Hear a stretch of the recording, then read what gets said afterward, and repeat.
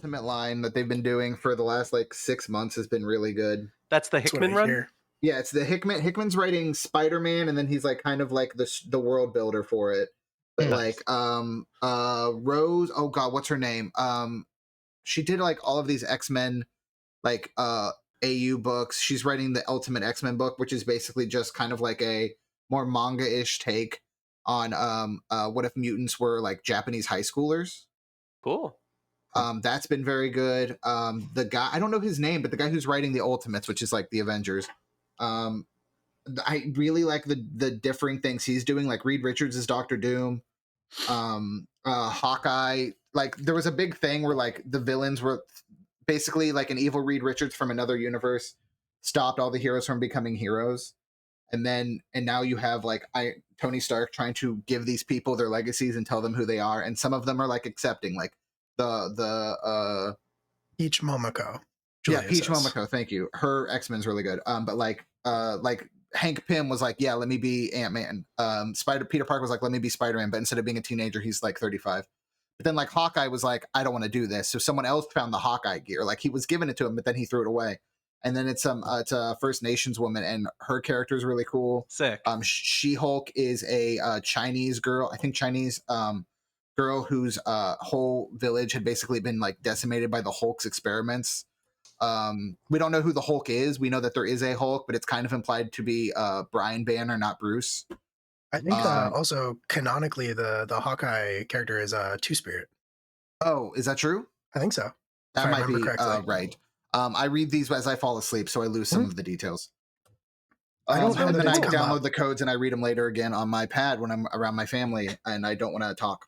That makes sense. I don't know if it's confirmed in the story, but I feel like I read something with the creator or with the writer that said that they were. But like all the Black Panther stuff is really good because he is at war with the Moon Knights, Moon Knight and Sun Knight, to protect Wakanda, and he's working with Killmonger and Storm to try and stop them from exploiting Wakanda as a country. It's all really good. Sick. I'm excited to see where it goes. Comics. Yes. Comics. Speaking of comics, this is based on a comic book. Not any of the ones that we've talked about. A completely different type of comic book. There's more? Yeah, there's so much more. Is that Image or Dark Horse? It was Image, right? This guy. Dark Horse. Who's Dark Horse behind you? This is Dark Horse. This is my favorite comic book character. His name is Dark Horse. I used to work for Dark Horse. That's awesome. I mean, kind of. It was through their retail side. Hell yeah. Did you get any cool Hellboy merch? I did. I got the official t-shirt they gave out for every Christmas. I have 2 of those. Nice. So if you work for their company, they give you a Hellboy merch, and I have a Hellboy beer that I will never drink because I'm a sober person. And also, I got it like 4 years ago, so I don't even know if when you got it. Yeah, that's probably for the best. That works like wine, though. It's probably better now, right? It does not work like wine. This is not how it works. Does not work like beer. Wine, whatever. It's been a day. It's gonna be one of those, huh? Today has been quite a month. Hello, hi, welcome everybody. If you've not caught us before, we're live from the apocalypse. We're not for profit TTRPG studio that makes actual play content like streams and podcasts to raise money for nonprofits and aid organizations and other important causes like that. We're currently raising money for medical aid for Palestinians. We have been for some time. We have been doing Haz-Mas once again. You may have caught part 1 of this game last year, 1 year ago. A little less than 1 year because last year it was the last game that we ran for Haz-Mas. It closed out, and this year we're doing part 2. We left it on a cliffhanger, and you probably thought that we were never going to do it, but we did. we're doing it tonight. You probably thought we weren't, sucker. Idiot. But here we are. Against all odds, we're going to do it tonight. This is Apocalypse Keys. I have other things to talk about. We've replaced the subscribe button with the donate button. You can use that to donate directly to medical aid for Palestinians. I don't think we had that last year. Not sure. I like that I'm talking to a hypothetical person who tuned in for one stream last year around and then hasn't followed anything that we've done since then. They were just like, boy, I can't wait for that show to come back. The silent Nacht super fans. Right, exactly. Yeah, where are my Nacht heads at? In the chat. Real Nacht heads get it. You had Real to be Nacht there. The knockers, if you will. I will not. I am the one who knocks. Gosh. Yeah, we're raising money for medical aid for Palestinians. Please just click the donate button. Don't subscribe. You can maybe find the button if you look for it. If you have an Amazon Prime subscription, we can't stop you from giving us your Prime sub. It goes to support the channel, kind of, but don't do that. Just do medical aid for Palestinians. Just give money to them. Whatever you can spare. There is no expectation. The little alert will play. You know the drill, probably, unless you're that one person where maybe you don't know the drill. That's the stuff and the things. I think there are channel points. You can spend them on GIF reactions and things like that. Sometimes you can make good stuff happen, which actually is how our game ended last year, with a good stuff redemption. So that's a thing that might factor in, that might come up. Who knows?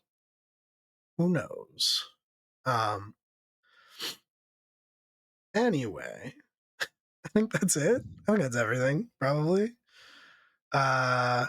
We'll probably get into our character introductions. With that being the case, we can go around and everybody can tell you who they are and who they're playing. And since we have not touched these characters in like a year, you could also feel free to give a little like description of your characters, because we all remember. I will be checking you all for accuracy against the descriptions that you gave last year. I listened to the episode today, so I hope you get it right. If you don't, I'm ending the stream. So that's where we're at. Today. No pressure. Ready.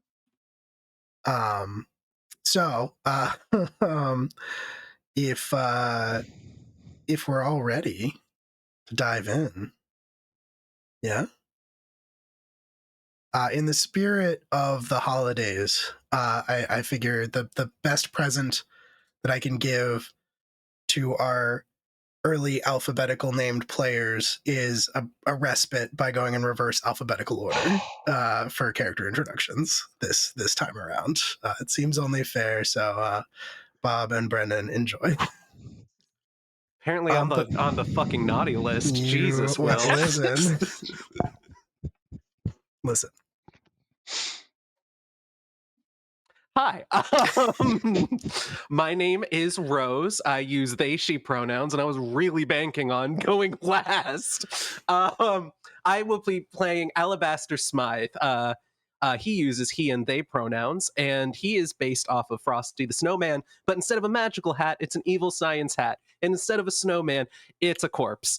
I'm a zombie, like 1940s, 30s era detective, yucking it around with these guys, who will introduce their character shortly. Ice powers, blue face, cracked skin, you know the deal. Oh, and a corncob pipe. No button nose. All right. So far, so good. Which means next, Kit. It's me? It's you. Hi, guys. It's me. I'm Kit. You can find most places on the internet at Kit Roll. They, them for me, if you'd be so kind. Tonight, I will be playing Lila, who is loosely based on, if you're familiar with the old tale of the little matchstick girl. I read normal stories as a child, I promise.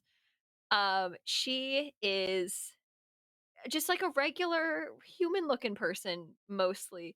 Sort of tall-ish, 20s, 30s, something like that, looking woman. Paler skin, blonder hair. Pretty normal looking. Just don't look at her shadow for too long. It sort of does its own thing a lot of the time. But for the most part, normal girl, hanging out. Oh yeah. All right. 2 for 2 so far. Jamie. Hey. What up, fam? This is kind of a softball. Hey, I'm Jamie. They, them pronouns. I'm playing the Grinch, who's just one of the boys. You know, this is Grinch, who has somehow been summoned away from Whoville, perhaps traveled through other dimensions to get here, hoping his next leap will finally be his leap home. But he's basically just he's the muscle of the group. You know, this is the Grinch post his story is over. You know, his heart grew 3 sizes, and thanks to that cardiovascular strength, he can now show his enemies what for and defeat them most mightily. He's kind of, I guess, the Thor of the group. I would say that. I've often said that. I think the plan was Hellboy, but instead, in the last game, all he did was break a mug and threaten a man. So I think we're more purely in the big dumb muscle, but really he's here for a good time, not a long time. Absolutely. Famously, if I recall correctly, and I do, famously looks like Jim Carrey's The Grinch, but naked except for a trench coat. Yeah, he's wearing a trench coat. And you know what? Let's add a fedora. We're retconning something. He's got a greasy fedora on top of that gross ass trench coat. Why is it Picked it up on the greasy? way. A party of 2 fedora wearers should just end it now. I thought yours was an evil Santa hat. Was it an evil fedora? No, like, it's like an evil Tribbley. Oh, Frosty okay. You the know what? Snowman. Mine will be a Santa hat then. I'm still keeping that one part of my Santa costume. Okay. Amazing. Okay. But I wear it year round. Amazing. All right. Brendan, you've had a lot of time to think about this.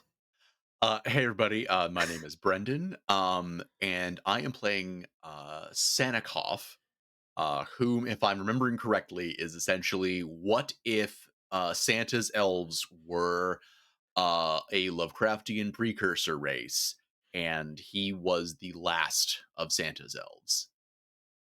I was going to say, you just kept describing things over the course of the episode, and I never really got a firm grasp on Sanikov. I think you're in like some kind of suit, but you also talk about at one point you talk about a thin layer of like slime that covers him and makes him iridescent. Yes, no, I'm glad you reminded me. Thank you. Yes, that is all coming back to me now, and it's there are very important details to remember now. Yes. Okay. There was a whole lore that I came up with 12 months ago that I am repiecing together from references of other people's discomfort with being around him. Yeah. Not wrong. Just a slimy space boy. Yeah, slimy...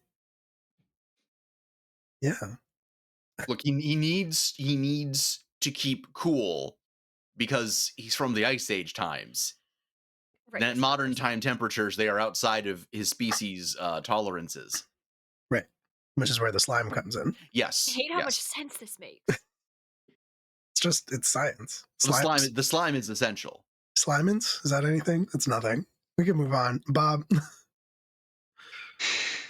Hey, all. My name's Bob. He, him pronouns. I am playing a Bomi, or Bomi for short. Bomi was a monstrosity. Furried, whitish hair all over the, very quiet. He spoke telepathically to people, because he is the last of his kind that is sort of trying to figure out where he's from and remember who he is. Absolutely. I think that's all I got. And hello, hi, my name is Will. I guess technically I should have gone first, but hi, I'm going to be your storyteller this evening. And with that, we're going to get on into it.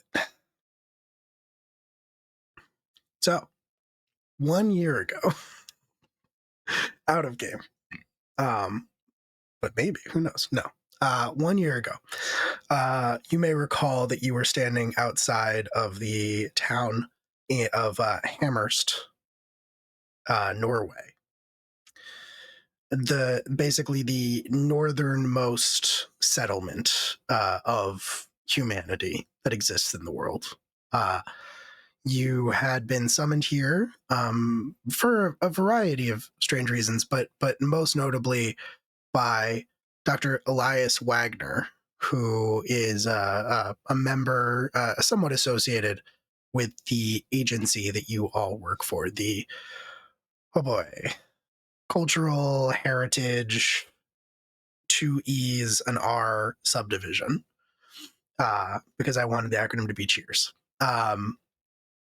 And Dr. Wagner had been associated with a certain German political subsect a few short years ago. The year is 1962, by the way.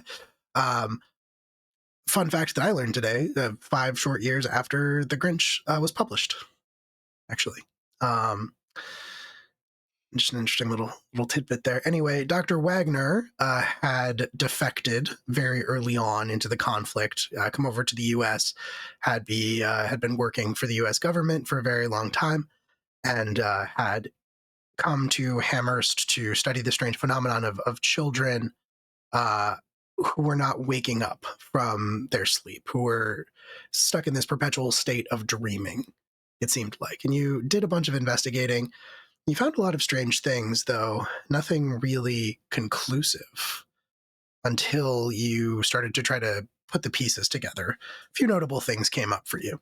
One, Sanikov, you realized that the Amherst is strangely geographically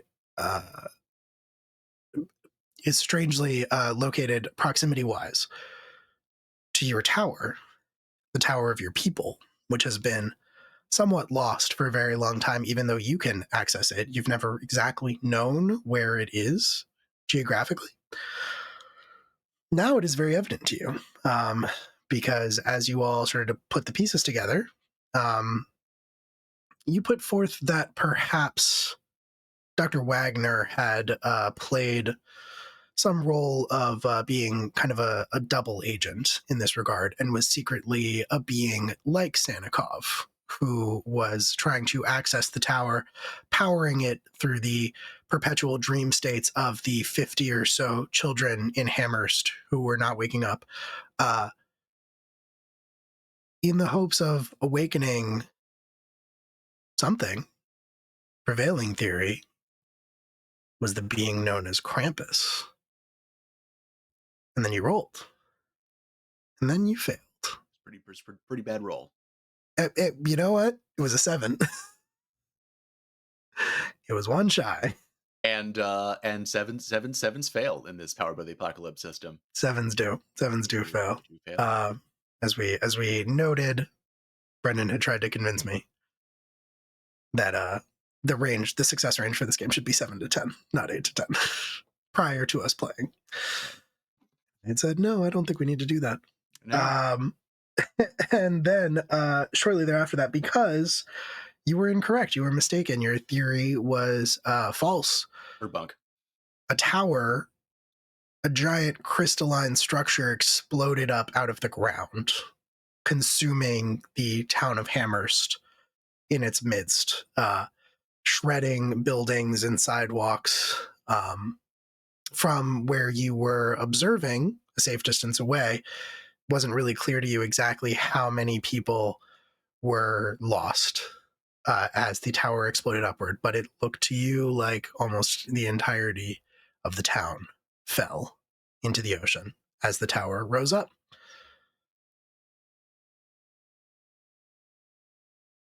And that is where we left off. So I am curious. What do you do?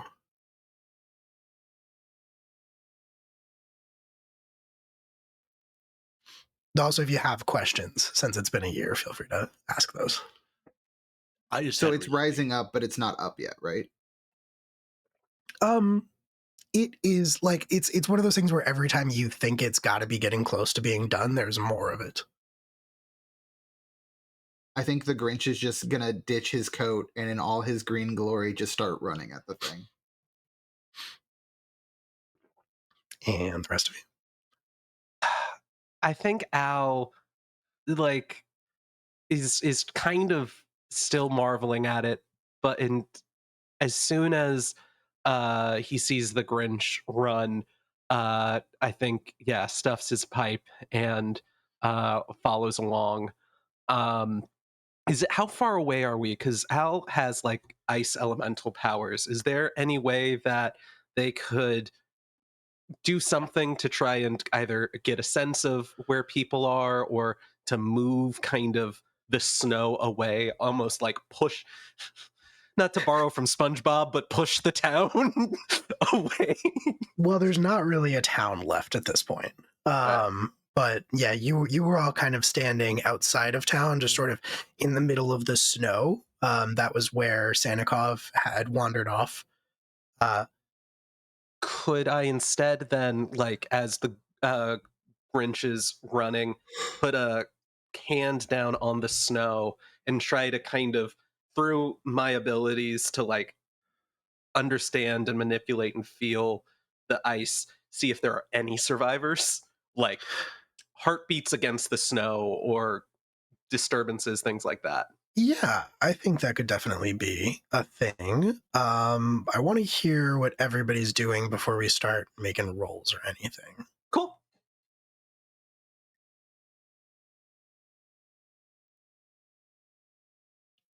So for our 3 remaining investigators,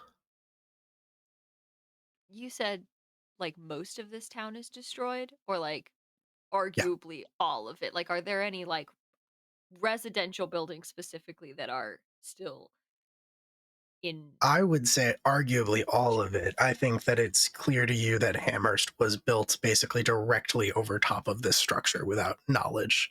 It was kind of on a ice shelf, unbeknownst to anyone, and this thing just sort of exploded up through it. Well, so any plan Yeah, that I Justin, had fucking fun. grip it, Not rip it, really, baby. Slop that not down, really gonna work. dude. Yeah, Thanks, dude. Will's mom. Crack one for the big boy. Thanks, Will's mom, for the donation.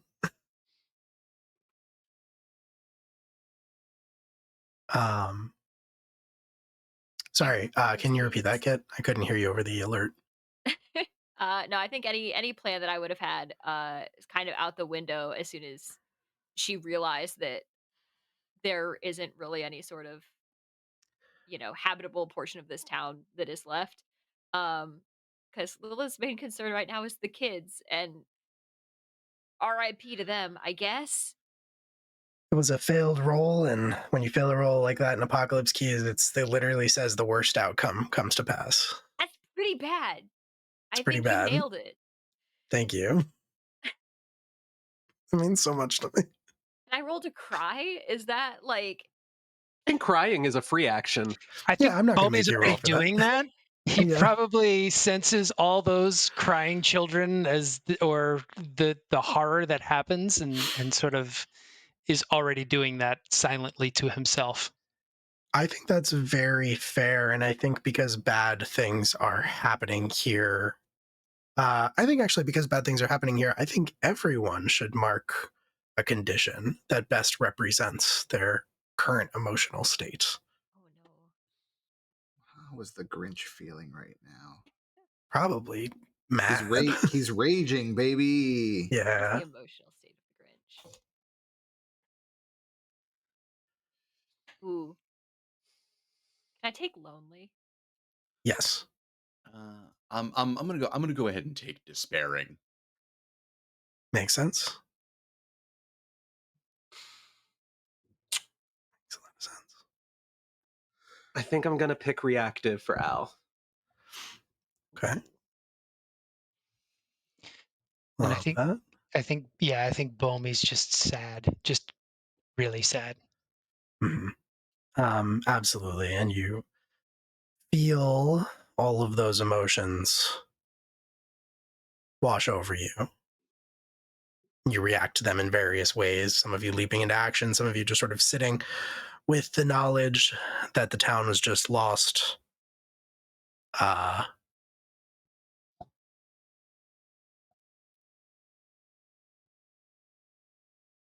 But I think Sanikov, you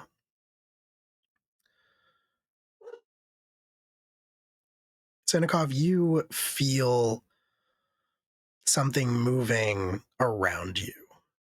you feel like a disturbance in the snow as it's falling and swirling all around you as this tower continues to sort of rise into the air.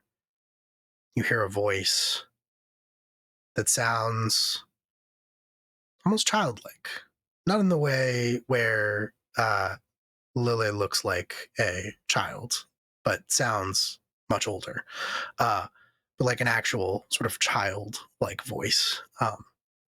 You hear like a giggle.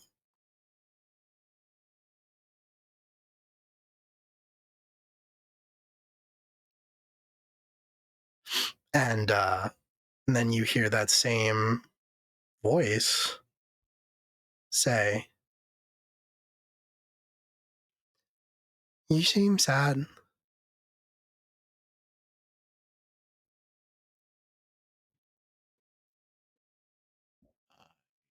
Have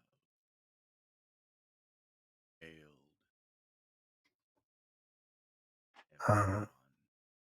Sorry, I like completely lost your volume for a second there. Oh, sorry. I think we're I was speaking softly. Let me project. Let me stage whisper. I have failed everything.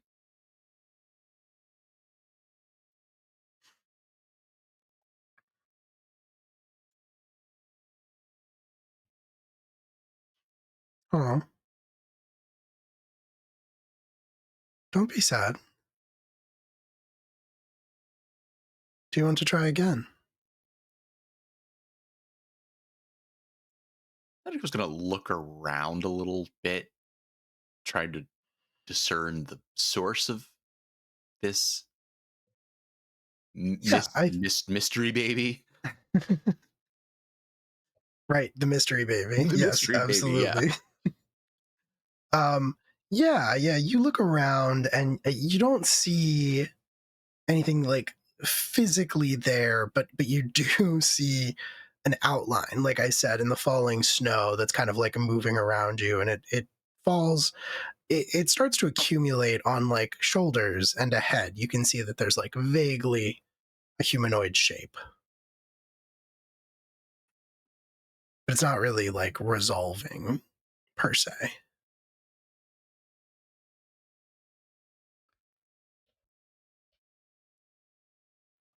Oh,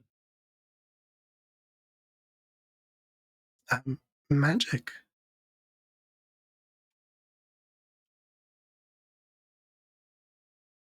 you'll have to be more specific. Well,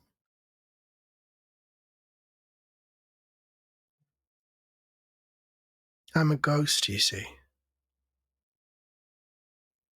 but a very specific kind of ghost.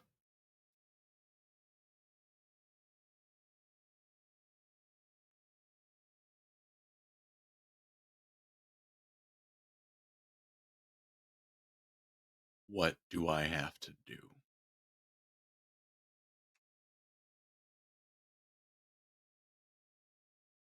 Try again,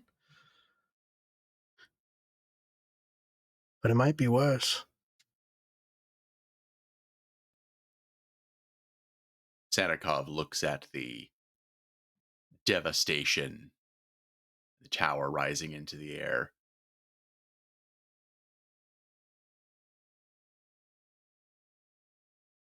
I find the probability of that low.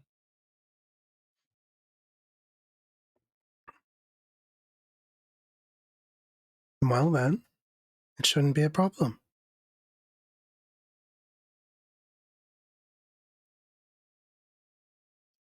But what do I have to do?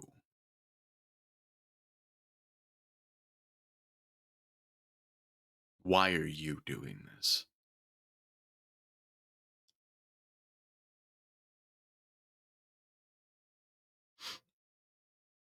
Because you were thinking about it. Because I'm cold where I'm needed.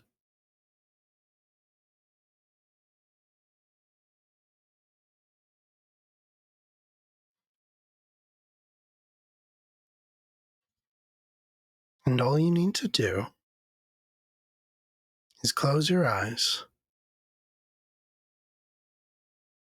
and imagine that it's Christmas Day.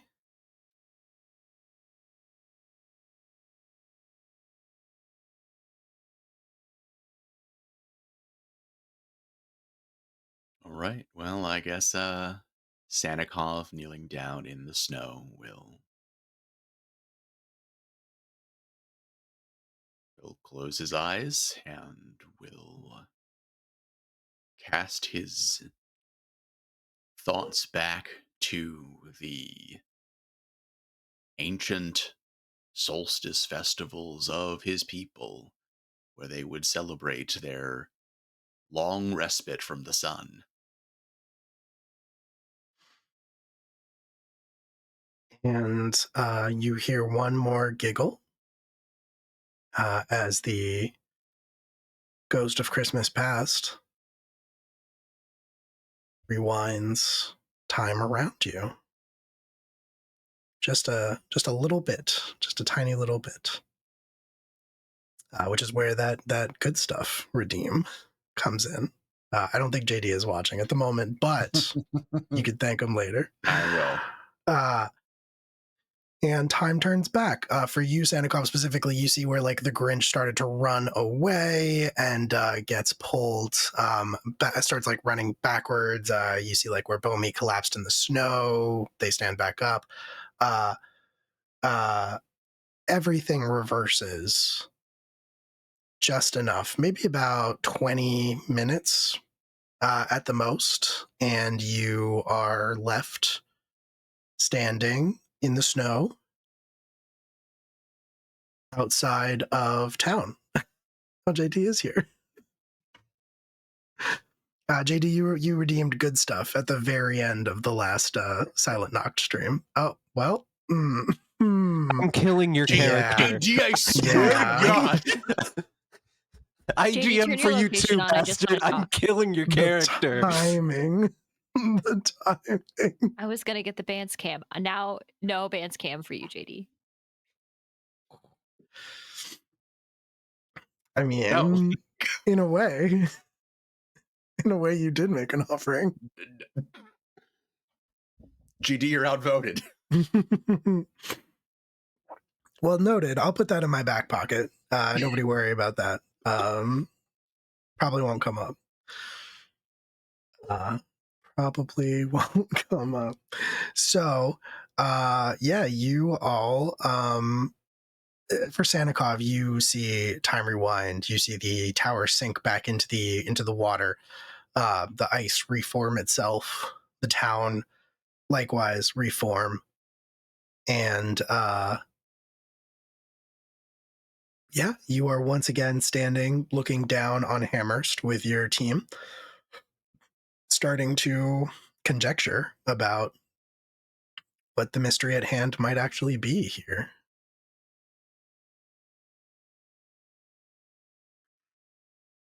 Does only Brendan remember the rewind? Yes, only Sanikov remembers the rewind. Okay. Well, I think Brendan should roll.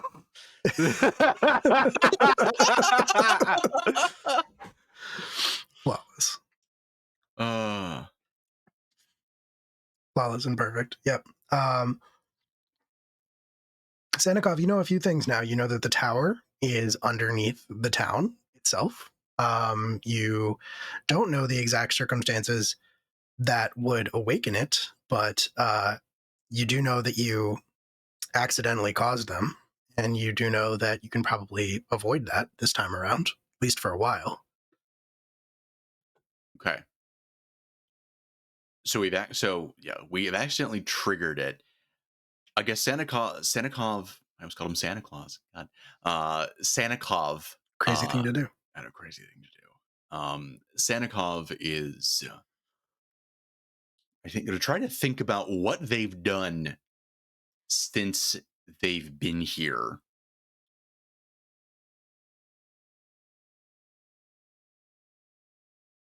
Actually, it's a good question. Wait, do we have the keys that we already wrote down?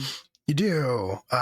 They were written down. I will repost them. I meant to do that before the session, Thank but then I you. had to restart my computer.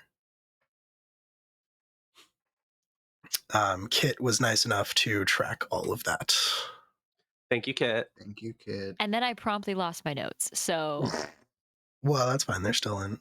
They're in Discord. We had, I They've think, always I'm been in glad I Discord. sent them to you before I guess threw 'Cause my we- notebook out the window. I don't know. I'll be real with you. 'Cause we were I just- given 3, and then we found 3 here. Okay. Yeah, I just put them in our Discord chat. So the facets of this mystery were the fact that the vault was robbed back at your headquarters. Right. The sleeping kids who won't wake up, the tower, which you did figure out is storing the nightmares, then the harbinger itself, and then the door, which is going to open. That's what you failed the roll to prevent from happening. The door opened last time.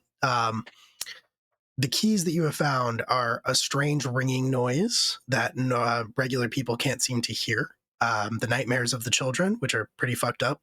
You found an old Nazi pistol, basically. Sanikov, you found your own psychoval, which was heavily redacted. Right. Yeah.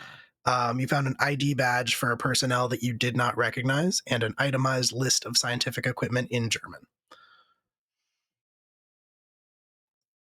Okay. Well, I think we have inadvertently triggered this. And Sanikov's going to try to think back on what they've done since we've been here. I ripped a guy's coat. And you ate a lot of soup. I ate 4 out of the 5 portions of soup. So less soup, more coat in this one. Should have eaten the coat and worn the soup. Shit.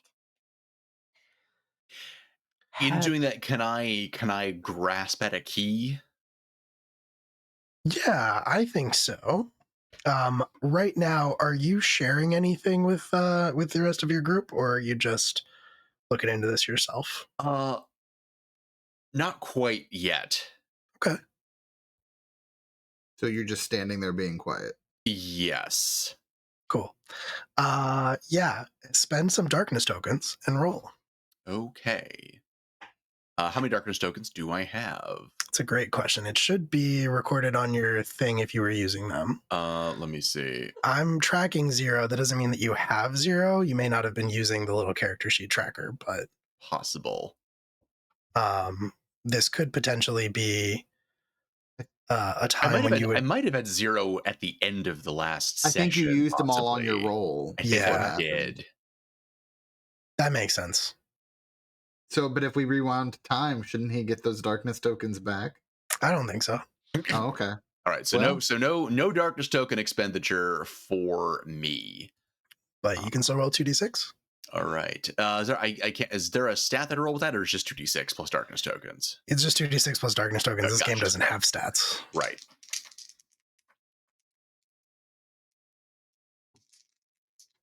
I swear to God.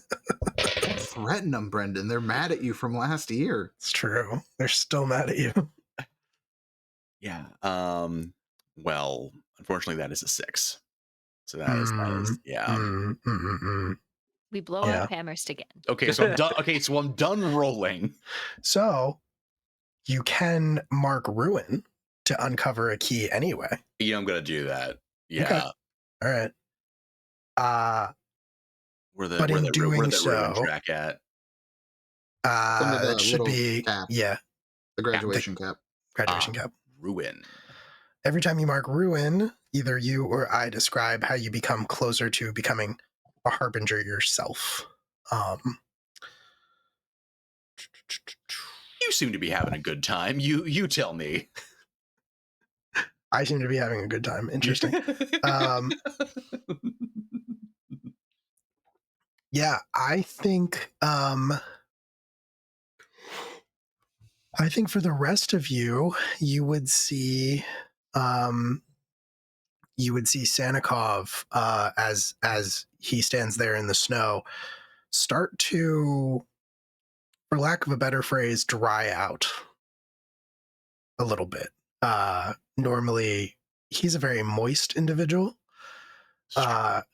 like a thin layer of like iridescent kind of slime, and it's starting to. It looks like he's starting to experience some dryness. And in addition, I think normally his internal body temperature is so low that you don't even register his breath in the cold air. Like it's not. There's not enough of a temperature difference for there to be like steam or anything like that. But you do see, as he's standing there, his breath start to appear.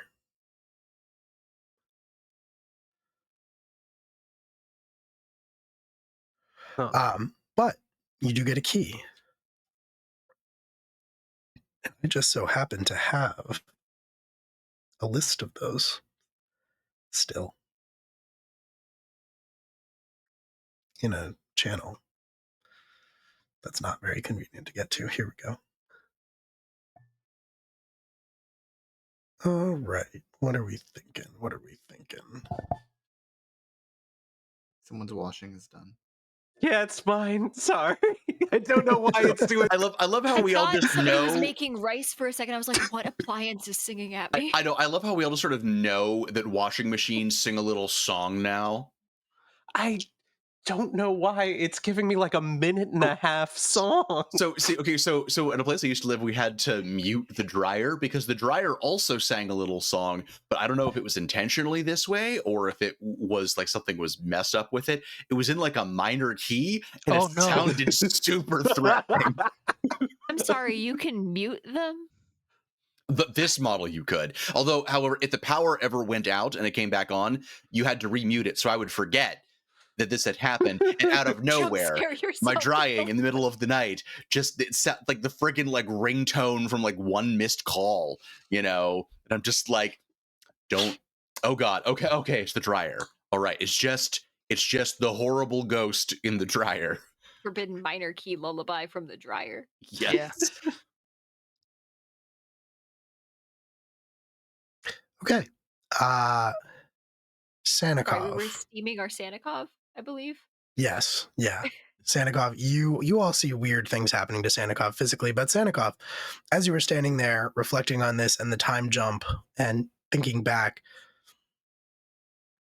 an image pops in your head that you saw in one of the houses in town. As a matter of fact, I think it was probably like the local tavern or bar in Amherst, which you walked by briefly or stopped in at some point during the several days where you have been staying here. And you, with Sanikov coming out of the dryer is very good. You recall now an ominous looking painting that like you took note of, an oil painting that you took note of on the wall, but you didn't really give it a second thought. You didn't examine it too closely because you were so focused on the children.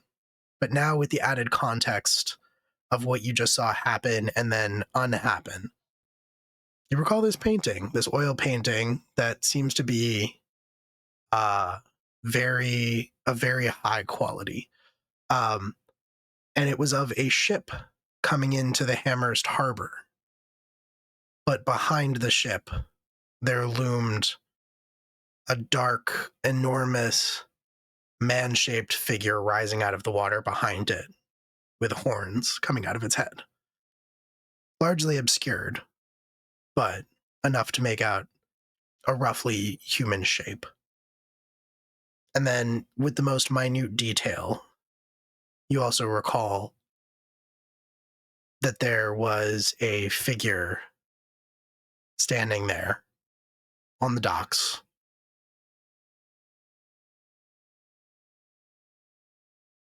with a kind of a rainbow cast, almost like a trick of the light.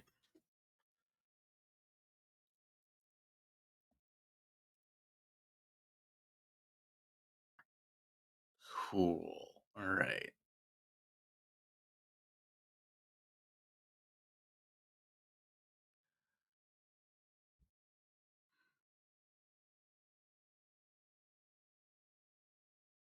I think at this point, Seneca finally speaks.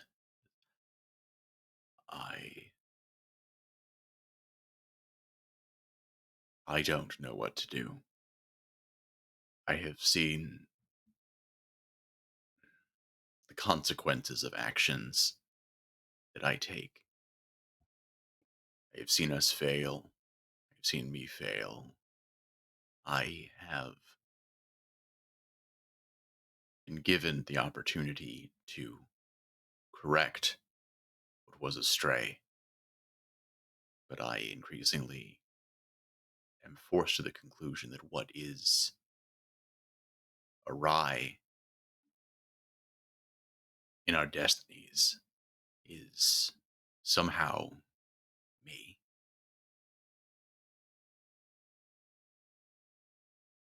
What?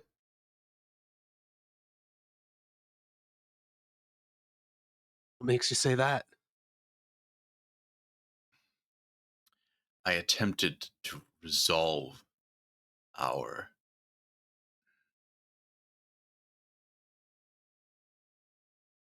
Gordian knot. In so doing, triggered the very thing we sought to avoid.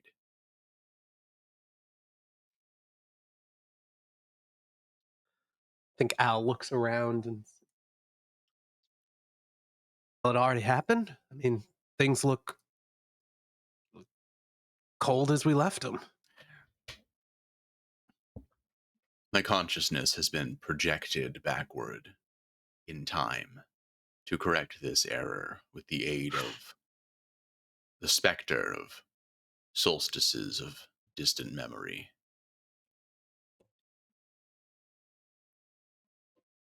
Happened to a friend of mine once. Necromantic time travel is not unknown, though I have not seen it for many, many centuries. Oh, what the dickens.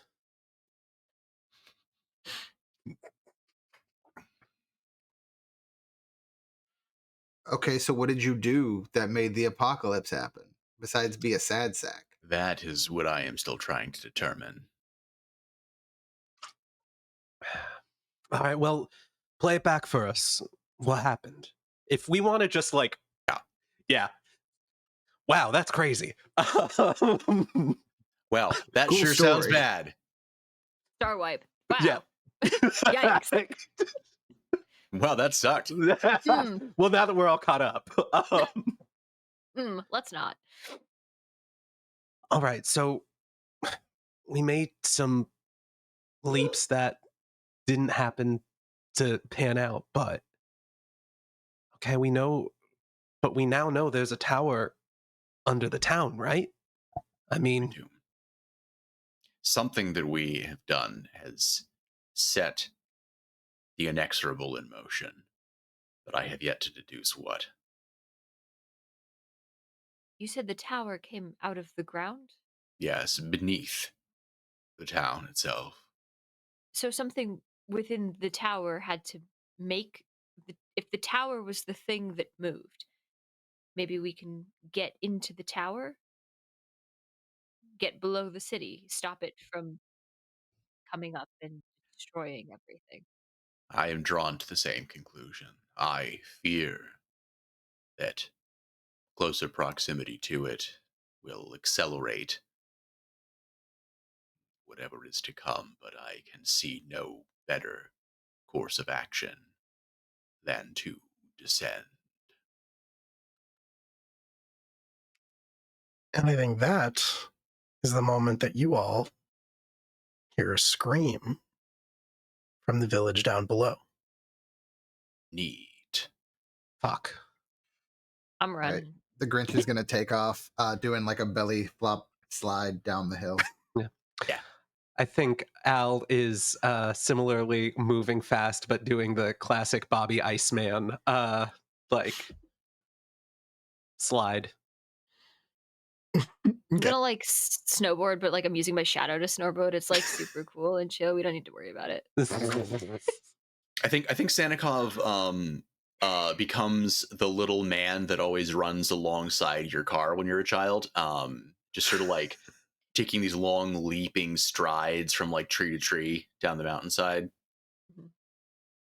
Jumping on the snowflakes. Yeah, right? yeah. I don't love that I know what you're talking about. Bomi takes off, and for a thing of his size, his speed is incredibly, incredibly quick. Very cool. Very cool. Yeah, you all start heading back down the side of the hill towards Amherst. And as you get into the city itself, the city is generous. You get into the town itself and out of the wilderness. You're still like you're hearing noises of alarm. You're still hearing screams, but like it's kind of hard for you to figure out exactly. It's kind of hard to pinpoint exactly where they're coming from. That being said, this could be a good opportunity for Bomi, since you read minds and can maybe sense people.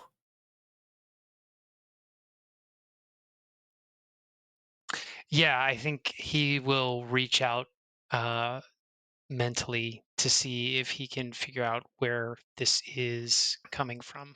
Cool. Yeah, the rest of you are kind of like not really exactly sure where to go. I think this is going to be you can't hide your heart from me, so you can go ahead and spend some darkness tokens and roll. I have got 2 that I can spend. That would be 2d6 plus 2, or 2d6 plus 1 if you don't want to spend both of them. But it's up to you. I'll do, and I can roll right within here. I don't think there's a dice roller. Maybe Okay. there is. I think there is in the menu on the left. Yeah, in the chat, there's like Yeah. chat commands for it. Oh, okay, cool. All right, yeah. Okay. So it's 2d6, and I'll do plus 1. Oh yeah, look at that. Technology.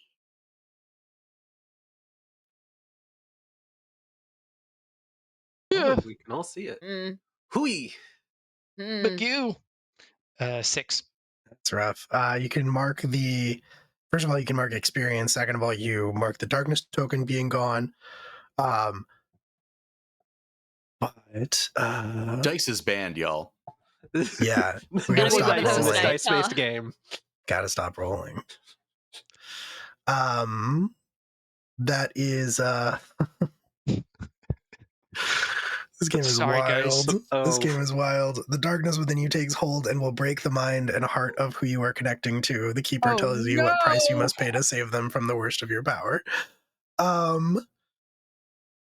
Goodness gracious. Okay, yeah, I think that this is gonna be I think you're gonna be torn between. I think that is the price that you're gonna have to pay to save them. So you like try to reach out, for to see where the people who are scared are, but you are so preoccupied with finding them and so concerned that you don't quite contain your power the way that you normally would. And so I think that yeah, you are torn between, which means that you have to make a choice. You can let your monstrous nature show and describe the outburst your damage causes. So this would be you describing that, and you mark 1 ruin. You can describe how you diminish your power and conform to the pressures of humanity and lose all darkness tokens, which in your case would only be 1, or you can spend a bond with someone and describe how they directly and inadvertently help you regain control.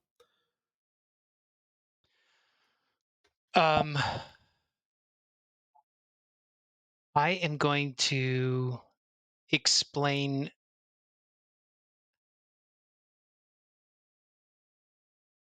how I show the monster, pretty much. So I feel like because he's been alone, he hasn't used these mental powers to their full ability, and he sort of loses grasp of that as he's reaching out with his mind. And suddenly there is a terror that he feels, but it's almost like the same terror that the person is feeling at the same time. So that makes him, in essence, more angry, and you'll hear just this guttural shriek that happens, but it also happens mentally as he's caught up with this voice or this entity, and then he shrinks back. So like a big old like Yeti roar that kind of like shakes the window panes. You all would hear that. But it's a brief moment. You mark ruin, but you all are able to keep moving past Bomi, who's having a moment to himself. And rounding the corner, aside from Bomi, I kind of feel like the Grinch would be the fastest as the Toboggan belly, baby. Toboggan belly, right? That's definitely remembered that's what you were doing. You toboggan belly through the streets of Amherst, and you round a corner and find yourself down by the harbor. You find yourself down by the docks, and where all of like the fishing boats are currently moored, as the weather is not suitable for going out and fishing actively. It's the off season, and you belly slide into the harbor, not into the water, but as you do so, you do in fact spot the source of these screams. There are a few people who are either running away or are like kind of standing a good distance off and just sort of standing there open mouth agaped. And there's one person, a woman. You'd probably guess she's maybe like in her mid to late 20s. She's like, appropriately bundled for the weather, but there's a expression of pure terror on her face. It's obvious to you why when you see that her arm is currently grasped by a being, kind of looks like a man, except it's wearing some kind of a strange suit. Like a business suit? No, stranger than that. Like a piece of equipment almost, and its skin is covered in this sort of iridescent slime. All right. The Grinch is going to overreact with violence. Cool. Get some darkness tokens. Yeah. I feel like that would be 2, maybe. It's up to you. You can take up to 4. 4 seems like overkill. I'll take 3. Okay. And then I will use my oh god, what's the ability called? My weapons from elsewhere, power of darkness. Okay. To pull out a baseball bat out of my trench coat that's got a Christmas bow on it, and I am going to home run smash the aggressor. Okay. All right. And so you are definitely unleashing the dark because you have the starting move. You're the summoned playbook because you have the starting move. Sometimes I get angry. When you unleash the dark through anger and violence, you take 3 darkness tokens before doing so. So you get 3 more darkness tokens. Okay, that puts me up to 6. It does, which is kind of an interesting place to be because remember, if you make a move and then have 5 or more darkness tokens, you are torn between. Right. So you're going to have to spend enough on this roll so that you have less than 5, or you can risk it. Okay.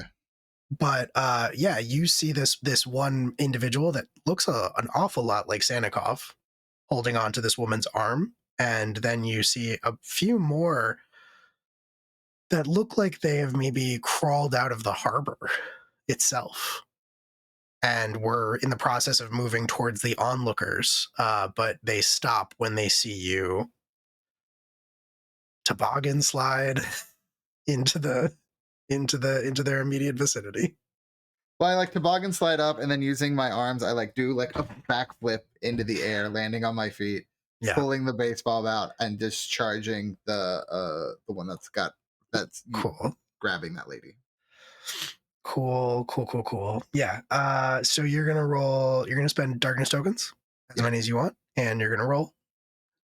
I'm gonna spend 3 darkness tokens, And then I roll 2d6 plus those. Yep.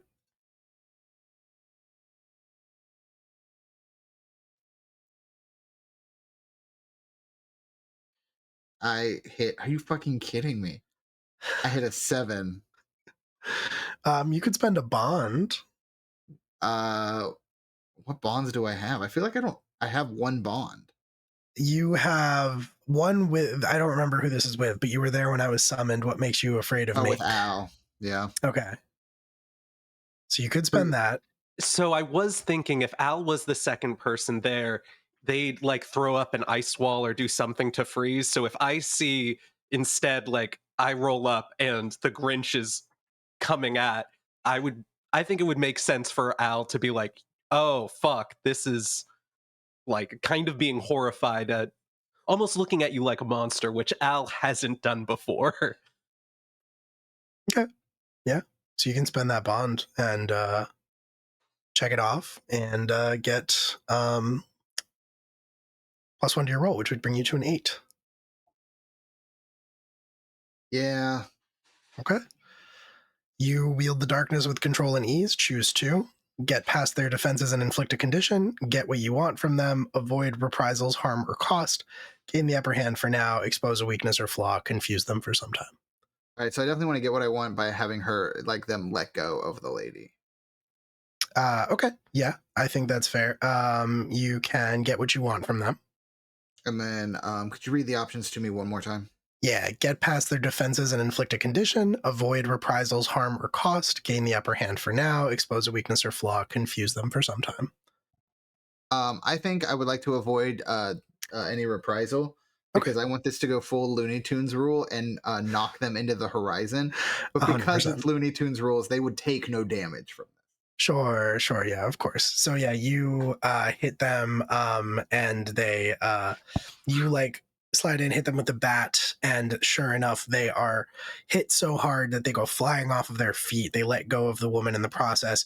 You grab her before she is like dragged out with them, and then this being that looks like Sanikov hits the surface of the icy, freezing cold water, skips 3 times like a stone. And then you don't see them after that point. And you've avoided reprisals, harm, or cost. But the rest of you, maybe not bow me immediately because you had that moment of hesitation where you were overcome by this feeling of panic that you were sensing. But the rest of you follow the Grinch into this same area, and you see that there are 2 more of these weird people. Maybe I shouldn't say weird, but well, I mean, they're like Sanikov. They're very weird. Sure, but familiar to you because you know Sanikov. Yeah. But this is very strange because Sanikov, your playbook is literally the last. Yeah, like I think Sanikov's first reaction is literally just to freeze in his tracks because like what he is seeing should not be possible. It's true.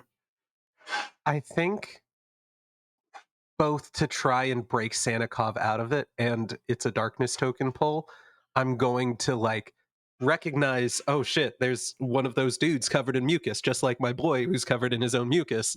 I'm going to be fair, you don't know whose mucus he's covered in. One assumes. It's the mucus of the collective. Let's be real. You know what? One praise. I mean, our mucus. at a certain point, like it can only be originating from one source. Yeah, I don't. Once you've owned the mucus for so long, it becomes your mucus. Yeah, mucus. Yeah, it's the Ownership mucus is of Theseus kind of problem. Yeah. It's like, where does the mucus end and Sanikov begin? Who can never be sure? A valid question. I'm going to ask Sanikov to use my powers as they see fit. And I'm going to basically try to ask him, what do I do? Tell me what to do. And I'm also going to say, that can be nothing. But I want to essentially see that, and with all of the feelings, instead of reacting towards violence and seeing the Grinch, I think he freezes instead of jumping the gun like he would normally do. So Sanikov, what do I do? Breathe. I, if we, I'll try to, think communicate with them, but if you need, you can make things colder, can't you? Frozen. Can you make things less cold? Can you take the cold from things? That's My physics. powers. That's my definitely power. physics. My power is elemental control. So I mean, can take the cold from them. I think that like he first considers like I can't heat anything up, but then when you say, "Can you take the cold, The cold from them?" from them. Exactly. I think that's one where he thinks about it for a second and nods kind of solemnly, knowing that like taking more ice and coldness in is going to affect him in a way probably not good, but takes a long drag from his pipe, blows out smoke, and then takes a deep breath in. Interesting. Okay, yeah. Very cool. I think you can unleash the dark as well. Cool. How many darkness tokens would you feel like? I'm since I'm just asking, I feel like 2 is plenty. I But mean, it's up to you. It's literally up to you in the system. Anytime you want, you can take between 2 and 4 when you meet those conditions. okay, well, fuck it. I'll take 4 and use 3 because Okay. our fucking rolls have been amazing lately. Yeah. I mean, you don't have to use the dice roller built into character sheet online, but I'm not very good with my own dice either, so that's I'm hoping fair. I'm hoping for better rolls. That's a 12 with a crit. So Oh, in don't tell me this crits system- are bad in this game too. Yeah. Fucking. Good news is Crits are bad in this system. your control falters and you go too far. You get to choose one, but I Cool. describe an unintended consequence. Like literally everything is bad in this system. This is a game Yeah. of balance, and it's a fine fucking line. It is razor thin. So it's the same ones that you said for Jamie, right? Take something from them. Yeah, get past their defenses and inflict a condition, get what you want from them, avoid reprisals, harm, or cost, gain the upper hand for now, expose a weakness or flaw, confuse them for some time. And you only get to pick one. Yeah, I think again, I want to get what I want from them, which is to get them to stop. And I would say stop and listen, but really, especially being reacted, it's just stop. And I think they're going to breathe in and try and take their warmth or take their cold, I should say, actually take their cold. Yeah. And I'm sure that's going to go so well. I mean, you accomplish what you set out to do. You take warmth from them and they stop moving. They stop doing what they were trying to do. But Sanikov, as you watch, it becomes clear to you that Alabaster is taking too much heat away from them. Or too much cold away from them, rather. You can see that Alabaster, you are almost lost in this act of devouring the cold that contains them. I feel like maybe visually your eyes maybe even flash blue. I was also thinking that, I described Al as being patchy and skeletal and like holes. I would say that some of those like lacerations and holes begin to freeze up and heal, kind of revealing why he was sad about doing this, but it's a way to almost heal himself, take in this cold and taking their life force. The two remaining, I'm just going to call them elves because that's what they are. The two remaining elves fall to their knees. Their hands kind of like go up to pull at the suits that are supposed to protect them that are not doing it. at the moment, and one of them even, I think, reaches out to you. Sanikov reaches a hand out to you and says, in a language that you have not heard in a very, very long time, "Help us, brother. They are dying."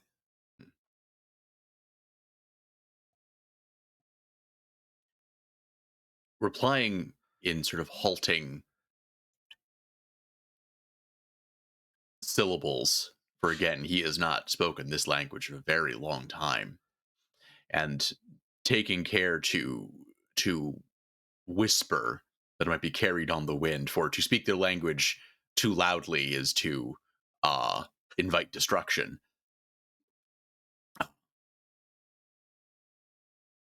Surrender, and I will do what I can.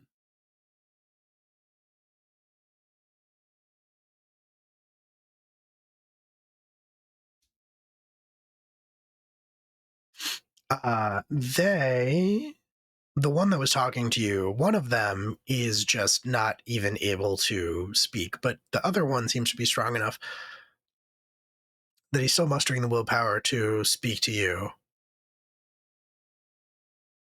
And when you say surrender and I will see what I can do, you see his expression change. There's disgust on his face as he utters his final word at you, spits it, practically. Traitor.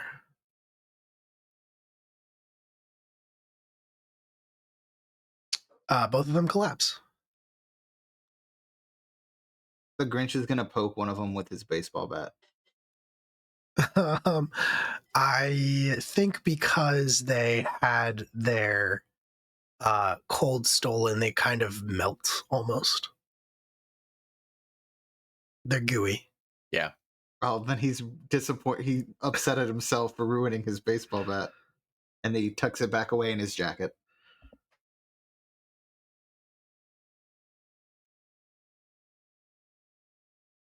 I think at some point, especially if Al isn't awoken by someone, I think when there's no more cold to consume, you come out of it.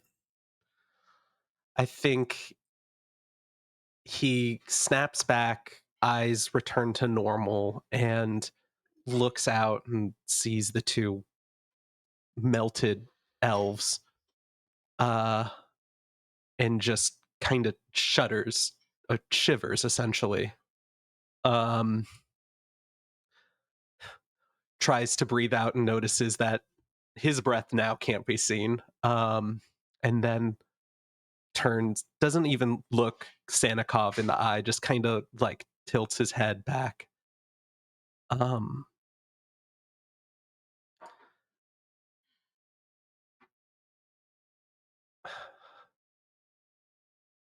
didn't. Why didn't you stop me? There was no time. I mourned them. But you did as I asked you. I can't do this again. Kind of goes as if to try and take off the hat, and it doesn't move, and puts it back on.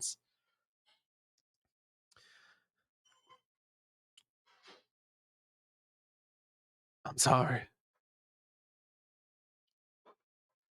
Your apology is accepted. I appreciate it, but I don't think I can accept what I did. Aren't you mad? Do something. There's a move, ask someone to punish me for my power. I'm doing that. Okay. I slap him. Son of a bitch. Bridge. Just like, Fuck. what are you doing? Making up for what I did. I grab Which him by the move? scruff of his shirt and like pull him up, and I'm like, "This is how." Are you kidding me? We're not looking for a martyr. We're looking for a hero. And then he just kind of pushes him back. Ooh, We're going for emotional damage, baby. I love that. Okay. I dig it. Yeah, I think you... Is this My Hands Around Your Heart? Rose, is that what you were looking at? I was looking at the darkness tokens, and I gained 2 to 4 when When you and- have somebody to punish you. Got it. Yeah. Okay, cool. Yeah, you can take darkness tokens for that. Absolutely. Cool. And I think I'm going to take 3 again, just because I feel like Al is riding at that edge of not torn between, but Mhm. But I think he hears that. Just nods.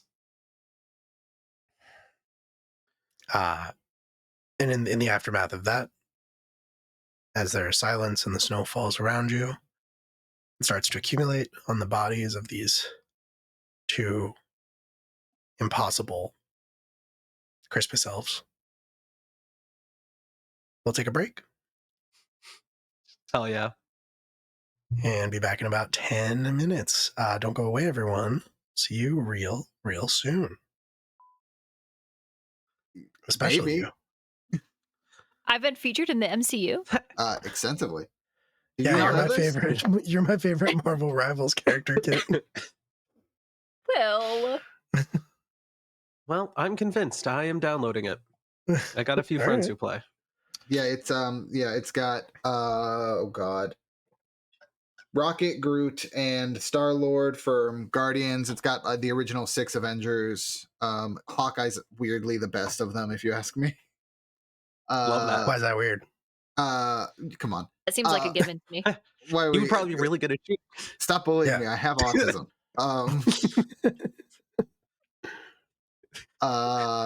They've got good X-Men rep because they've got like Storm, Wolverine, Psylocke. Oh god, someone else. Magneto. That's a weird and choice. Magic Ooh, was kind of a weird Psylocke. choice.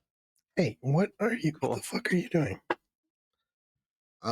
His best? Well, Aren't he we just all? was like lying there very peacefully, and all of a sudden lashed out at my sweater. Have you considered that he's a cat? He's a baby. First of He all, is baby. That's true. And then they accidentally spoiled. Well, someone data mined the game and they found that they're bringing like the Fantastic Four, Blade, cool. Ultron. I think some other people. Really looking forward to that Blade TV series. Is that a thing? It was. Wasn't It that was going to already be a a thing. It was going to be a Wasn't thing. So Blade the series was a thing in the 90s Yeah, or in the I early think it was 2000s the early maybe. 2000s. Yeah. But they were going to make a new Blade show with what was his name? From Luke Cage. I'm blanking on his name. Or but Shala Ali. yes, he was going to play Blade in a TV series, and there have been, or maybe it was a movie, I don't remember, but they've gone through like 7 directors, and it's indefinitely on hold, Well, 'cause which means it's never happening. He Hey, did. you? Well, he did a voice cameo at the end of Eternals. Yes. And then that's it. Yeah, he went that was to 5 Jon years Snow. ago? He went to Jon Snow and said, Yeah. "Are you ready?" Well, he says from off screen. Yeah. So I know what we have to do. We have to kill make the the bat. damn thing. Nobody Okay. else is going to do it. Yeah. Yeah. Yes. Yeah. Blade- Let me Blade just call show the up my buddy Marshala. Yeah, the 6 of us are qualified to Yeah. make Yeah. the Blade Blade- movie. TV show the AP. Come on. I'm down. Is there a Marvel game? There's a Marvel game. There's You a can lot. make a Marvel There's game. There are there's several. several. There is a contemporary one though. Yeah, there's the Jesus Christ. He's doing his best. To be loud, yes, absolutely. He's doing great. He's very good at it. I would be the first one to tell you that. No, there's one, but it's like Mutants and Masterminds based, which I don't care for personally. And then they just made an X-Men system, which I hear pretty good things about. but I hear those things from Julia, who's the only person I know who's played it. I haven't played it, but I have the books. Yeah, we sat for a while and went through different characters on stream, Yeah, I and remember. that was a game, kind of. Yeah, because I was upset by power levels. Yeah. Yes. You They can got re-level those that Marvel powers. Minis game I want to play. Hero Very Forge. expensive. No, it's like a Warhammer like. Oh, Crisis Protocol. Maybe. How is that different from Hero Forge? I've never played Hero Forge. Oh, okay. Me neither. The funniest thing I can say about Hero Forge is that last year our MagFest panel. Well, you're thinking of Hero Clicks. You're right. I am thinking of Hero I was Clicks. gonna say Yes. Hero Forge, the thing that we build Yeah. little characters in. Yeah, and Yeah, they that I is- resist them didn't know Hero sometimes. Forge had a game. No, I was that like, is wow. Hero Forge. I am thinking of Hero Clicks. The funniest thing I The can say about Hero Forge Clicks universe. is that last year we were doing a MagFest panel, and I think it was before us. There was The panel supposed to right be before us, yeah. that was supposed to be like, is anyone still playing Hero Clicks? And they never showed up for their own panel. Yeah. So That's really no, funny. Answered Even their the own people who question, as came it to turns talk out. about it. Hero Thereby Clicks. answering their own question. Nobody I is have playing so Hero many Clicks. Hero Clicks I need to get rid of. I want to donate them to like a high school game club or something. Just get them out of my house. Sure. You have a high school game I club am in the occasionally chat. nostalgic for Hero Clicks. I am still glad that I got rid of mine, but I am still somewhat nostalgic for If Hero they did a Clicks. digital game, I'd probably pick that up. But I don't want these little plastic. I've complained about it on Academy 8 streams. But that one kickstarted Come On game or Marvel game that Come On put out, where it's got so many minis that I just bought it for the minis. And now I've got all these unpainted Marvel superhero minis that I hope I get to someday. I believe in Okay, you. so I've Googled Hero Clicks, which I will say I knew in my heart ended with an X. Yes, of course. And Just make sure maybe you you stop at the were- 1X. maybe you were right to say Hero Forge because I'm looking at it. It's just little guys. It is little guys. But Okay. little guys have rules and dials. In that way, Dials? it is There's the same dials on as the guys? Warhammer. Yeah, you click them. That's why they're clicks. You click them. That's I'm what sorry, I'm underneath, Warhammer yeah. also has dials on their No. guys? They don't. Warhammer Okay. doesn't click. Hero clicks click. Warhammers Okay, don't. that's how you know. That's No. the difference. Yes. Yeah. It's true. So much has happened. I'm learning so many things. My poor little brain cannot hold all of this. Right? You just found Comic out book lore. you just found out you're a Marvel Rivals There's character. a Beetlejuice one?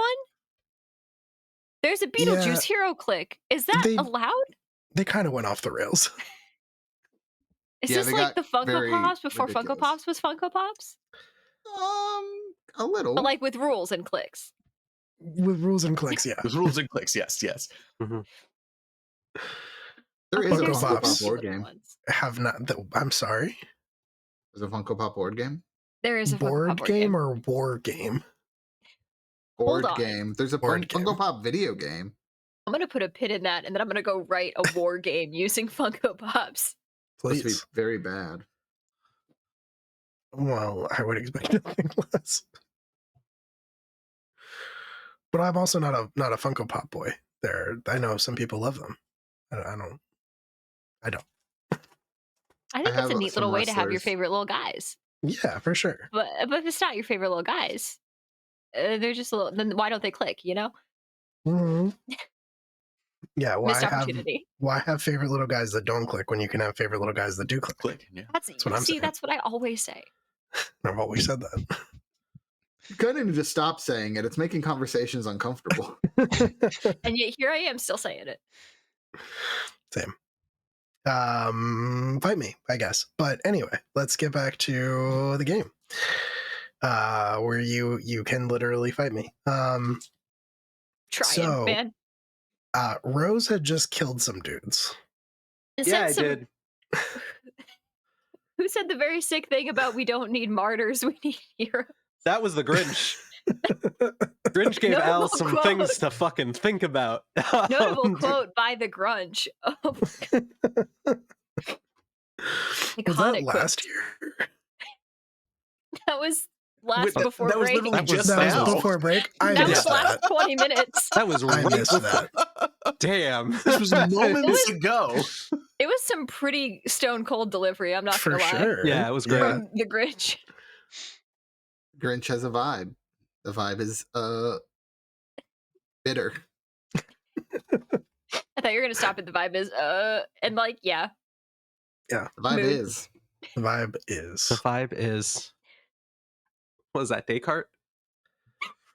Yeah. Famously worried about vibes. Yeah. And that's horses. What a guy. See, that's actually amazing, and I hate that. Fact is, if you read the thing, it's true. Uh-huh. Made a lot of philosophy people either really happy or really upset. Sometimes Why not both. both? Bite me. That was Hegel. I'm gonna cite that in Descartes. academic level paper. Descartes, the best city in Iowa. It's so true. Don't put Descartes before Des Moines.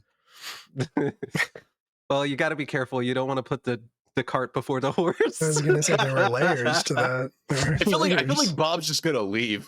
Yeah. I was like, actually, I gotta go. Fucking game.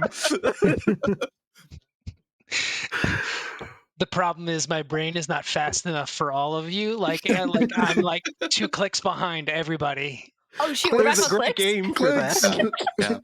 Yeah. 2 hero clicks behind. Yeah. So I alright. just killed 2 people. So you just Yeah, killed I 2 know. people. You did commit like murder, arguably aggravated Yeah. by But an it's elf. okay. The Grunge told me it was okay, so I'm feeling a little better I about mean, I the feel like murder. we've been doing missions for cheer for a while. Yeah. I don't mind killing 2 eldritch elves. I think it's like Elfdritch knowing horrors. Sanikov was supposed to be the last of the person, like last of his kind, and then killing 2 of his kind. I mean, don't get me wrong. Sanikov's definitely got some feelings about that, but we also got shit going on. So For sure, yeah. There was a brief. It's been a real roller coaster for Sanikov. Alabaster were the heard that he was last supposed one. to be the last and went bet. You were the last one, then you weren't the last one for about 30 seconds, and now you're the last one again, as far as you know. And then your friend said, "No, that's a title we're No. helping you keep." no, Yeah, it's one been of a them. real belly You to earned bottom. it. Presumably, there's at least one emotionally. more that just was sent like team rocketing off and onto the horizon That's Oh, true. no. by You don't- Grancha's baseball bat. You Gotta don't know go if get that him. one's alive or dead. Schrodinger's elf? Yeah, Well, Schrodinger's Looney, elf. Looney Tunes rules, they took no harm, so you know. sure, maybe. They're probably fine. There is a Yeah. corpse in the ocean just There's a floating. lot of corpses in the ocean. You know what? That's Ocean's fair. full That's of what them. the ocean's for, as far as I'm Sand is bones. Sand is Bones is sand, bones. sand They're all is so bones. true. Okay, that was Nietzsche.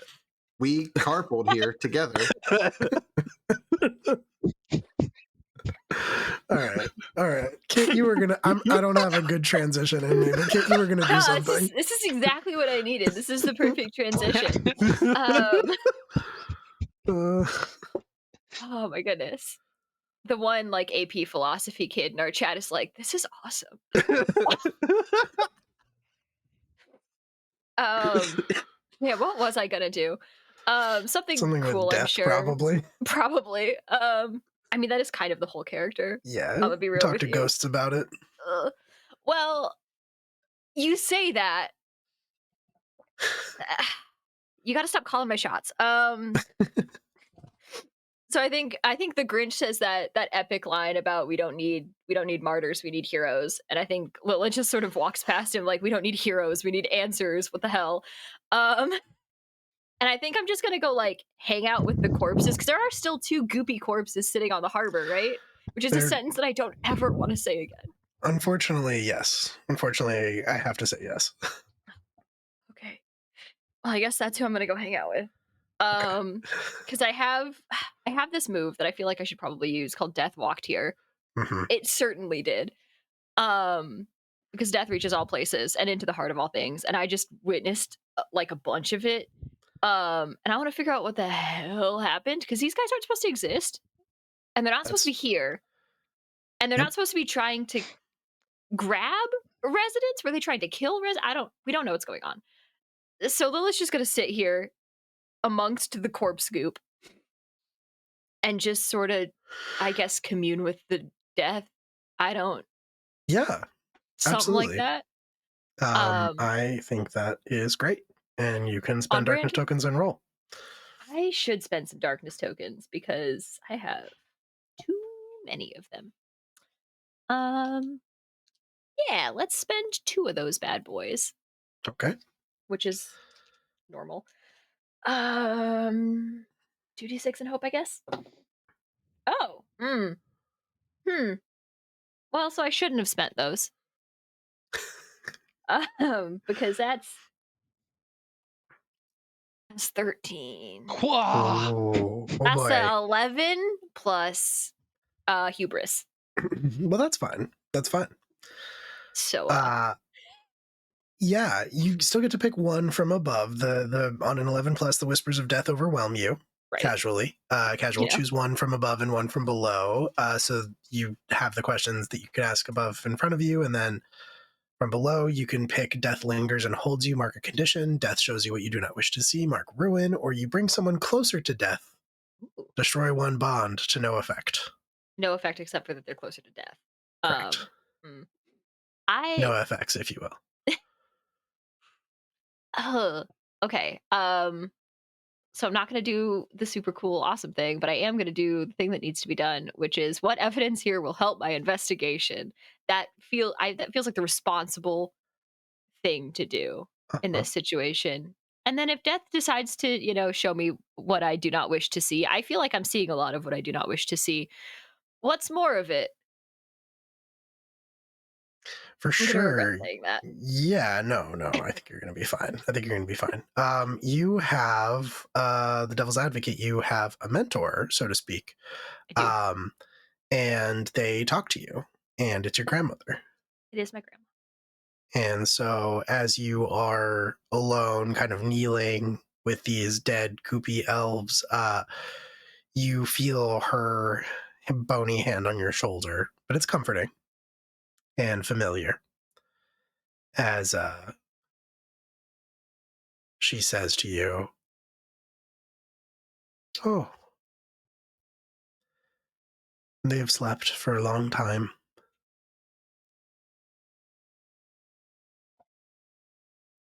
Down below."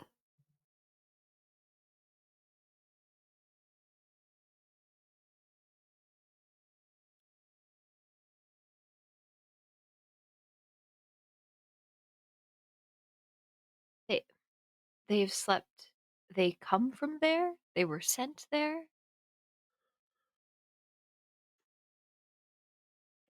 I'd imagine both. Something woke them up. They're here for a reason.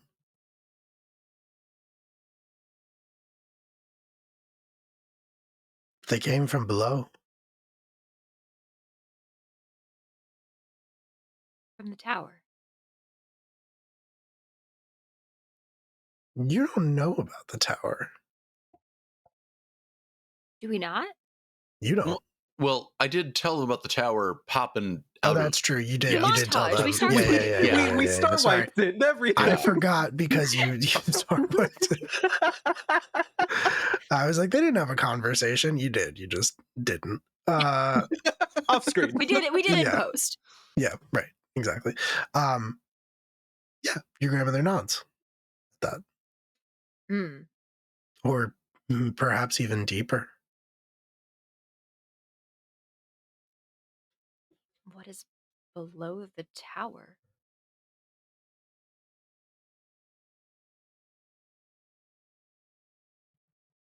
The tower.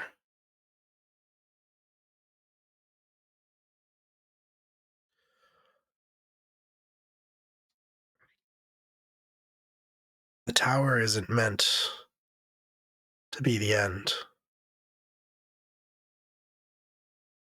At least, I don't think so.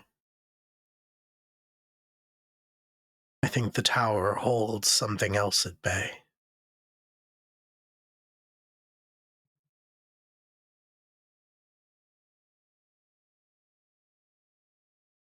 And I think whatever it is that the tower holds back awoke these creatures and sent them to the surface.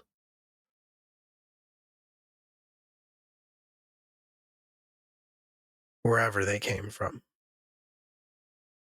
It wasn't this world.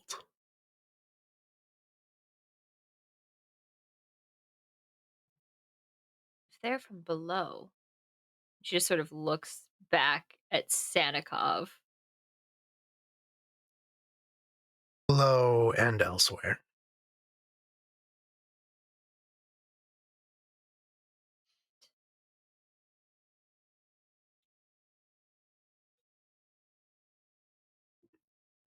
That I hate that so much.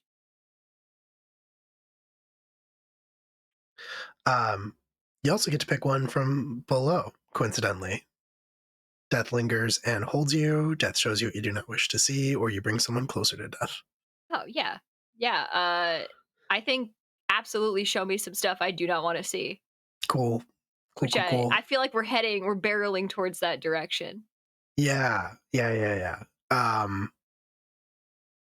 Your grandmother also looks down at you and says, and kind of shakes her head sadly and says,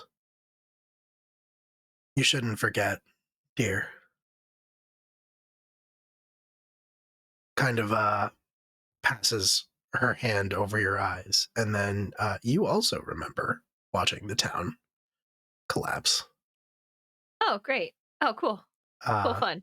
Yeah, and all that awful shit that you saw before. So now I'm double sad. Yeah, basically. Mark Ruin. Oh, fun. Awesome. Yeah, that tracks. Having a normal one. That ruin tracks. That ruin certainly does track. I tell you what.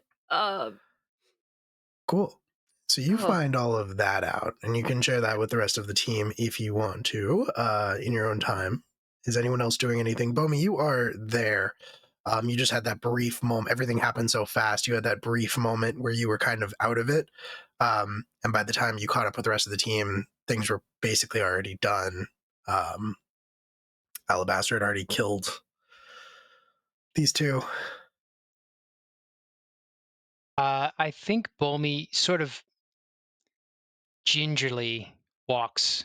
He doesn't want to step any further. He's sort of frustrated or scared, so I'm going to lean into that, feeling frustrated or scared at this point, because he's scared of what he showed, but also he's frustrated because he doesn't feel like he's helping.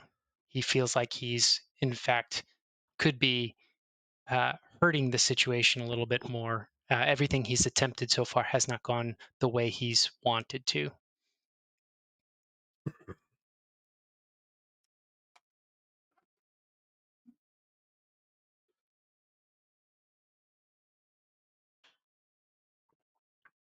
And for the rest of you, what would you like to do? There's a very grateful woman who tries to thank you, the Grinch, and then upon seeing what you really look like, kind of recoils in fear. Grinch is gonna give her his biggest yellow tooth smile and say, "Don't worry, you're not the first to do that. However, I am going to feel like shit because of it." Now, when you say biggest smile, yeah, we've been playing with Looney Tune rules. I won't say it's quite to like keyboard teeth. Okay. Thank you for that. But I will say that it is like ear to ear, basically. Like Sure. when he's like fiending, but it's not quite like the evil. The hair is not curling. But because she still reacted that way, I do feel unloved or abandoned. So I will be taking 2 more darkness tokens. Hell yeah. Please do. Perfect. And I mean, she's stuck in a little bit of an awful situation here because she recoils from you and then turns around and like sees Bomi and then also kind of recoils. Alabaster's there as well, but looking a little bit less dead than before, so that's a little bit better. And then, yeah, she's not having a great day, but she will just sort of blurt out a quick Norwegian thank you and then like hurry home. While she's running away in English, the Grinch will be like, "You should probably get out of town." She gives you like a startled look over her shoulder, like she's not sure if you're threatening her or what's happening. That's fine. That fits his vibe. Yeah, absolutely. So with the rest of you, you have some options ahead of you. You can keep investigating, as it were, or you could attempt to solve the mystery one more time. You could attempt to figure out what's going on with the door. Not me this time. I think So before anybody rolls anything, I do think Lila will like wipe the goop off of her hands and like address the party, like Wise. sort of explaining the situation, that there is something under the city and there is something under that the tower is holding back, and it's not the tower that we need to be afraid of, I think. so it's The like, elves were just the beginning. I mean, the tower's what, like a plug essentially? I suppose. Plugging up hell?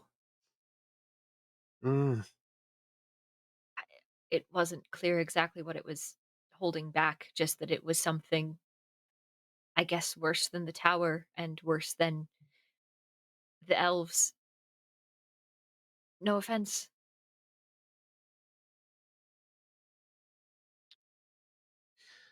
The painting that we saw. Hmm? It's an oil painting of a horned figure coming out of the sea. Yes, massive, Yeah. and kind of looming over Hammerst and the ship that was coming in.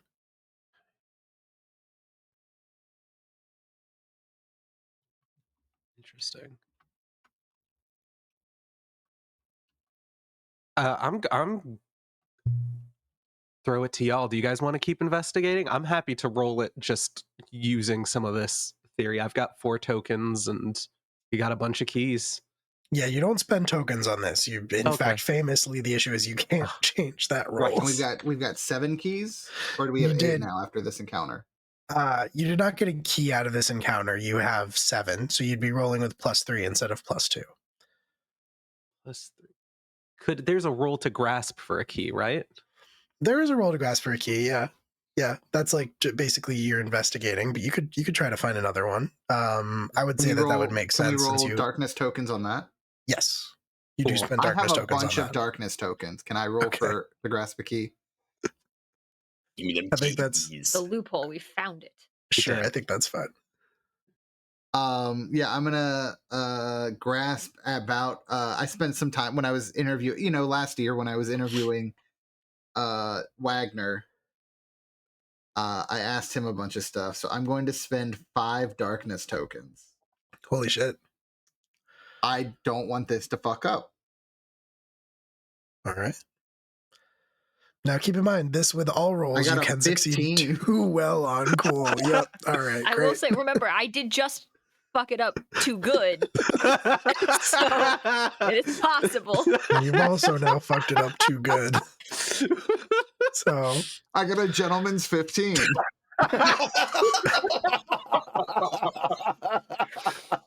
define a gentleman's 15. It means nothing bad happens. Oh, interesting. It's a 'Cause 15, but we're all like really cool about it. We all agreed that we all deserve this. Yeah. That's all so it is. interesting. That's so interesting because I'm looking at the rules and it specifically says something bad happens. It actually specifically says, "Hey, Will, don't worry about it." That's weird.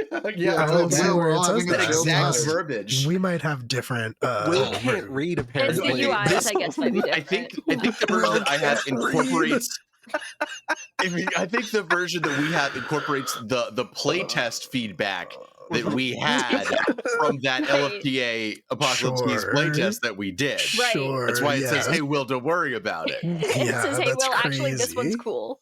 That's It was super crazy. cool of Evil Hat to incorporate our feedback to that level of granularity. Shout out to Thank Evil you, Hat Evil for Hat. that. Yeah. Yeah, Evil just Hat, have real fucking one. grip it and rip And it, there we baby. go. Slop that down, dude. Yeah, dude, crack one for the big boy. Incredible. fine, Thank you for right? the donation. Incredible. Thanks. All right. It's very generous of you.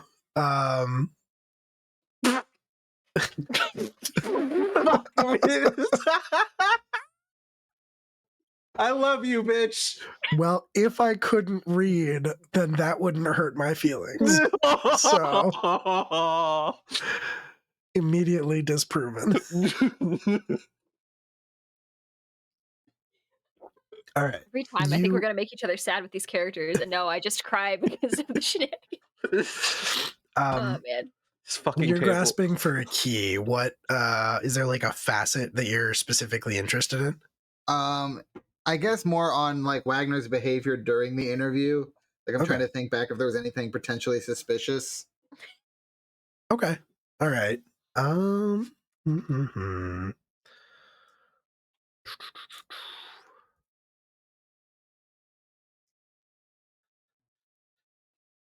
Is there anything suspicious? Or about just maybe his general manner. Something I might have missed earlier because I was all souped up. Right. Took me a second. Is soup alcohol for the Grinch? Yeah. For sure. Basically anything that's hilarious and also gets back by the Hayes Act. I think that's what it was called. Okay. All right. Cool. Yeah. I will say, yeah, I'm looking at the list of keys that I have for this mystery, and I'm wondering what would make sense here.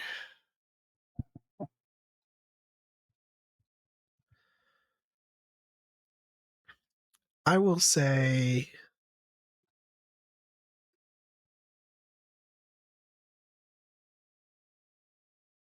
that since your conversation, and I think this is something that the Grinch has been dealing with for a while, but you're only just now starting to be cognizant of it. But ever since your first conversation with Wagner, you have been seeing this kind of tall, antlered shape constantly waiting for you, always on the edge of your vision. But when you look, it's not there.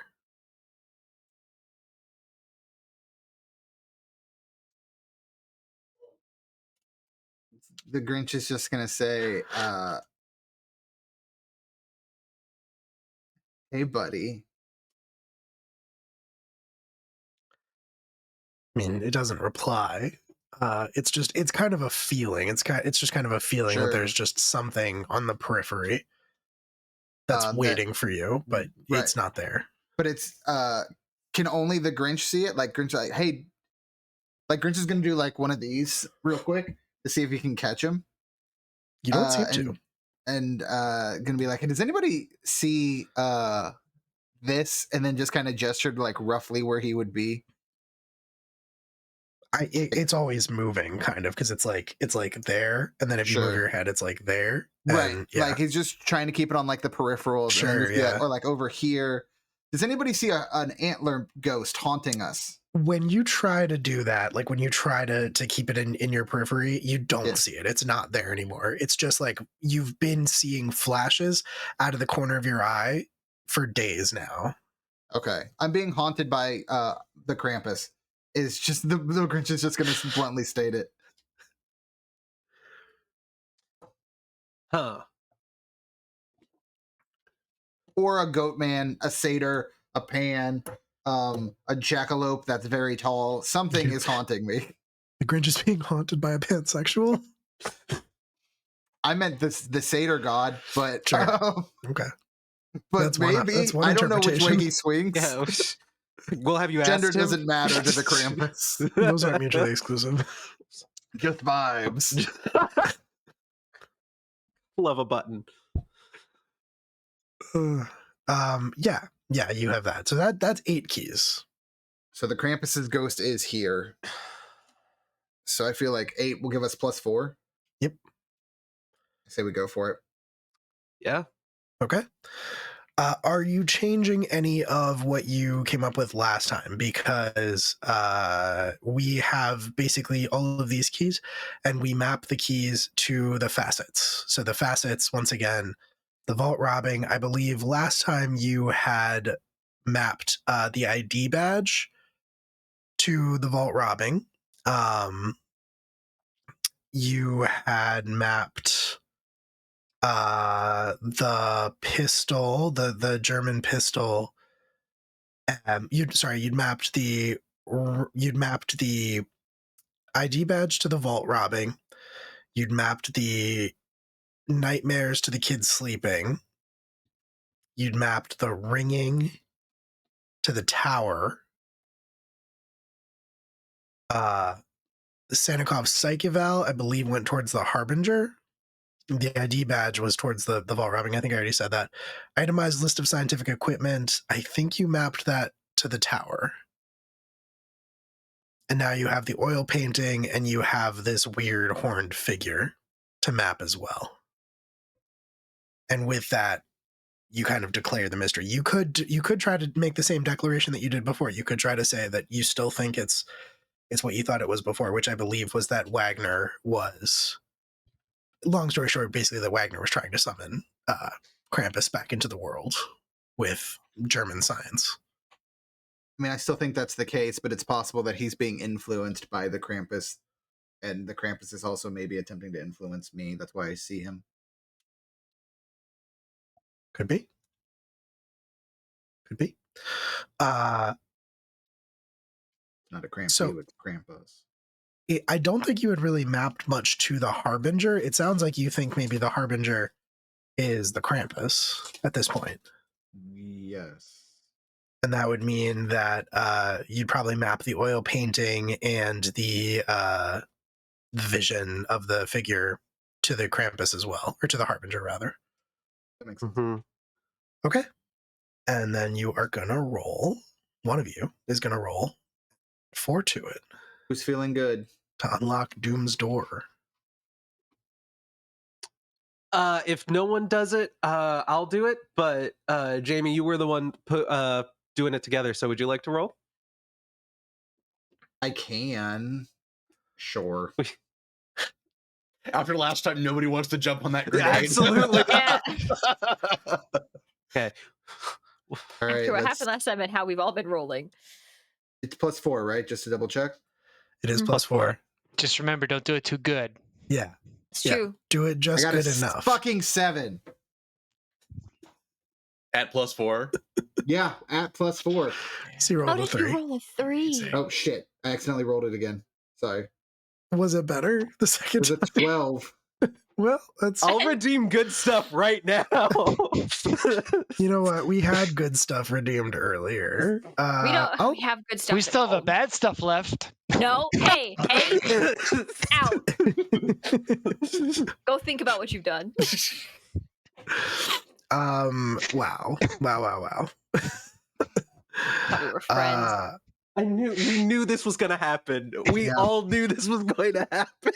Find out what happens in Silent Nacht Part 3 next year. See you next year. Goodbye. We blew up the town again. No. We have time. Okay. I cool. can't believe this is going to become a running series because we're so bad at this game. Like this fucking town. Haz-Mas Christmas tradition. Catch us Because next year we're when we bad keep at trying It's to like succeed with a Groundhog single Day. roll. where we It's keep Groundhog Day in fumbling the Norway. game. We got 2 more ghosts of Christmas somethings. It's going to be 5 years in the future. We're going to have 74 keys. And it's impossible for us to roll low enough to do the damn thing. That almost killed me. you rolled a 7.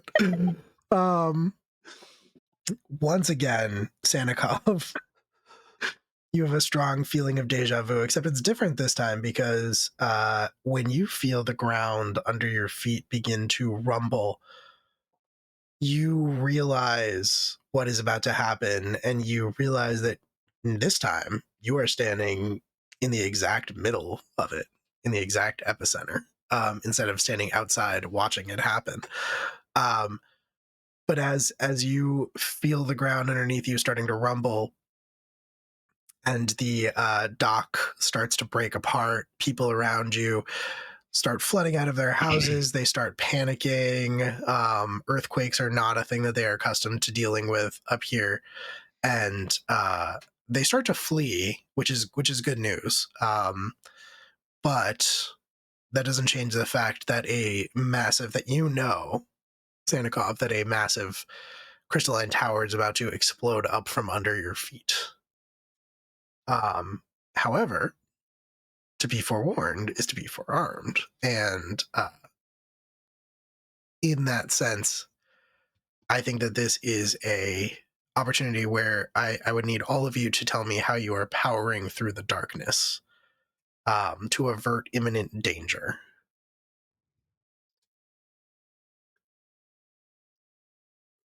Do we roll anything for this, or is this just what we tell you? Oh, it's a roll. Yeah, it's a roll. You spend darkness tokens and you roll. And this is something that we would use like our power? Is Oh, this yeah. using our powers? Okay. So, like, unleashing the dark is to enforce your will on someone. Power through darkness is to do the extraordinary or avert imminent danger. You're pushing the limits of your supernatural powers. So you can feel free to get real weird and creative with it. I mean, I think Sanikov will probably try to see if he can buy people time by. Did we establish that this tower is my tower? Yes. Okay. It is. I think Sanikov is going to try to leverage his connection with the tower to kind of like reach out psionically to the machinery of his people to try and use his will and the fact that it responds to elf to slow it or forestall the process as long as he is able. Okay. Very cool. How many darkness tokens are you spending? Well, I have none, so 0. Okay, cool. Roll 2d6.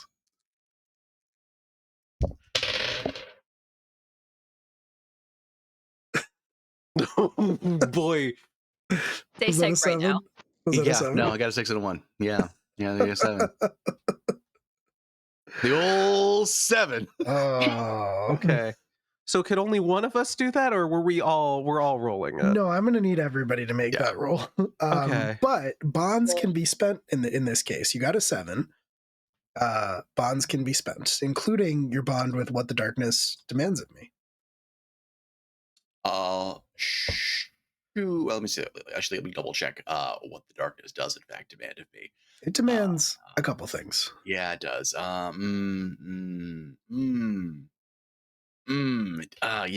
do demand some stuff, doing it. All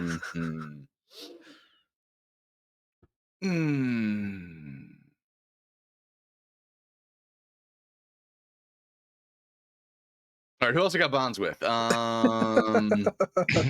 They are not marked on my sheet. I will say, for some reason, I don't know if this is a typo, but my sheet does say that I have an 11 bond rating with Sanikov. That can't be right, right? Yeah, that's not a thing. So probably like 1, probably like just or like the 2. 1. Yeah, maybe the we loved 2? each other once. Why do we keep hurting each other? Is one of Sanikov's things. That could be a. Yeah, I'm trying to see thing. where if it lists where my bonds. I have a bond with you, I think. Apparently, so do I. I have starting bonds, but none of them are checked, and nothing says who and bond rating on my sheet for some reason. Well, I would let someone spend a bond. Actually, you can't really spend bonds on other people, but I will let you spend a bond, Sanikov. I think that is fair. Okay. If you want to spend a bond with someone, it sounds like you would have one at least with Lele, maybe with Omi. It seems like, if nothing else, I think that Alabaster and I had a little moment back there. That was a thing. We shared some trauma. True. We shared some trombs. Yeah. Yeah. You want to spend a bond with Alabaster? Sure, let's do that. Okay. All right. So you bring that up to an 8. Yeah. Okay. Yep. You use your powers with great precision and effect, changing the situation before you. I may offer you reprieve, a golden opportunity, or a bond with someone. I'll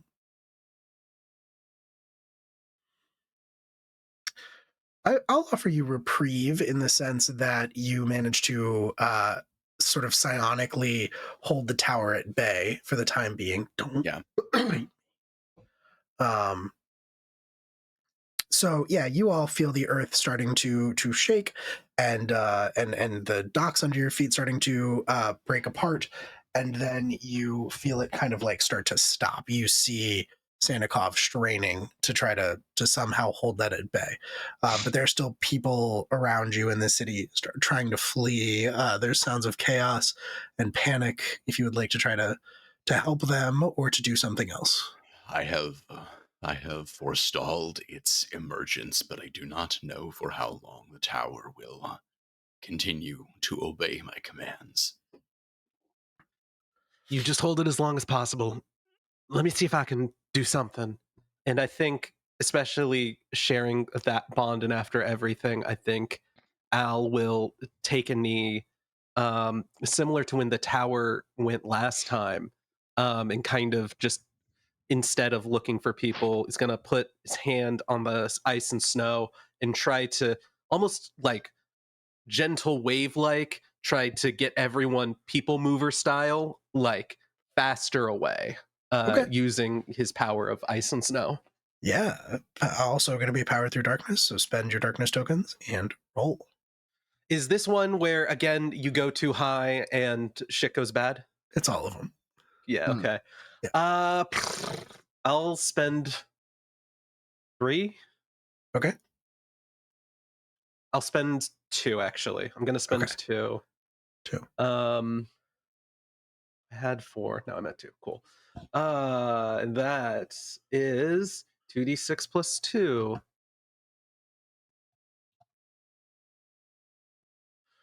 Oh my So god. I have a bond with with, I'd like to spend my bond to get to an 8. All right. All right. I have one with Sanikov, so I think it makes a little bit of karmic sense to spend that. I absolutely think that's the case. Cool. So yeah, you also changed the situation before you by all of the ice and the snow ripples out from where you were touching it, and it does sort of lift all of these people off of their feet a little bit like a wave, but like one that they are riding.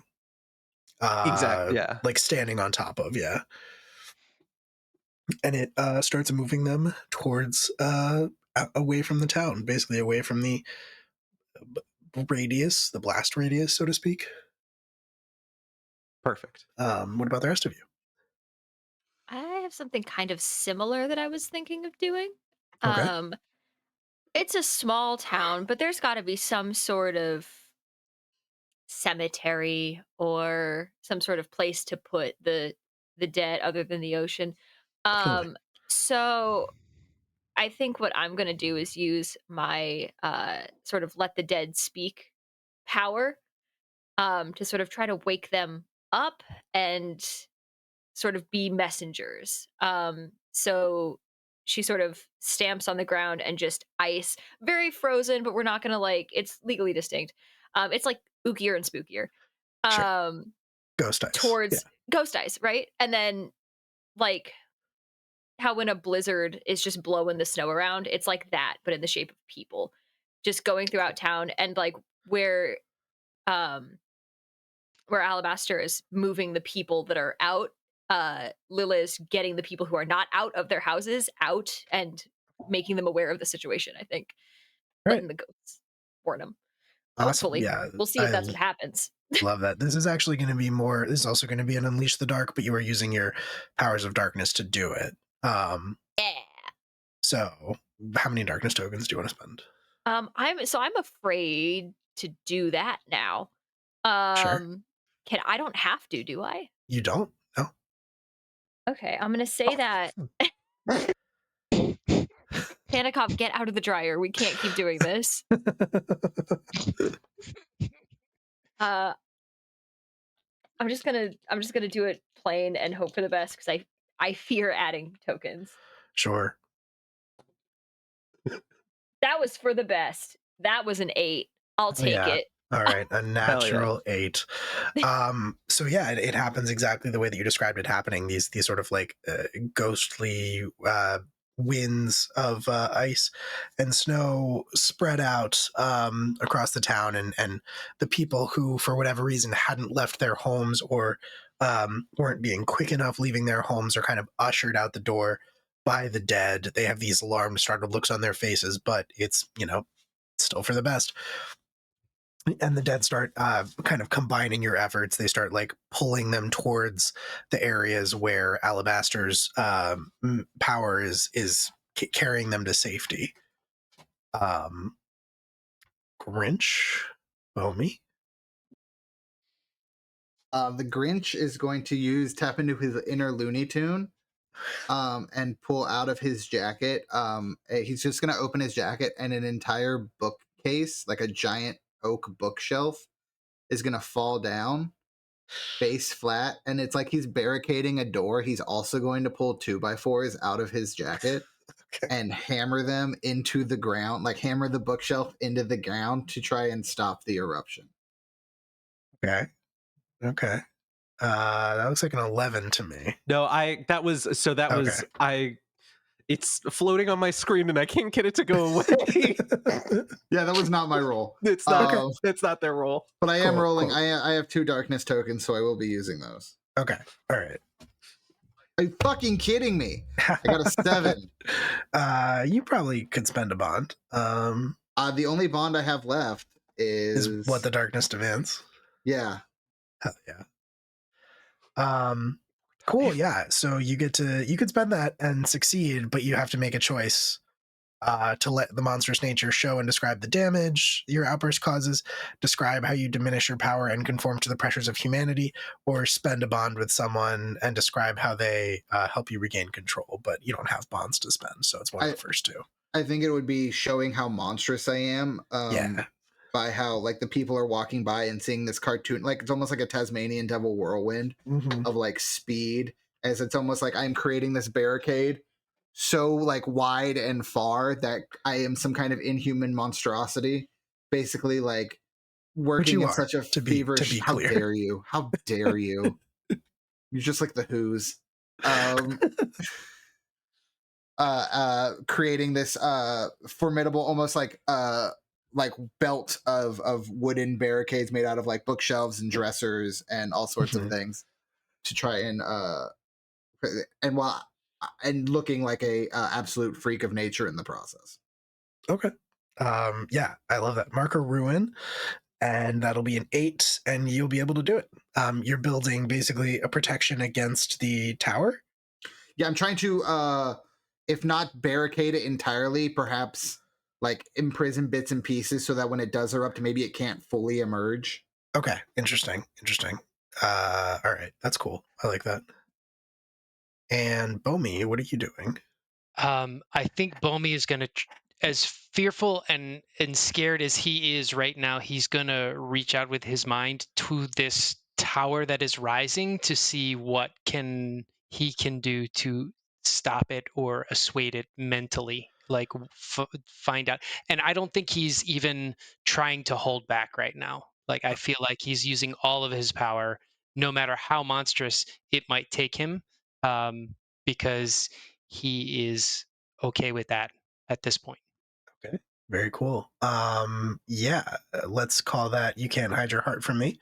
So you can spend darkness tokens, as many as you want, and then roll. I'm going to do, I have 3, so I'm going to do 2. Okay.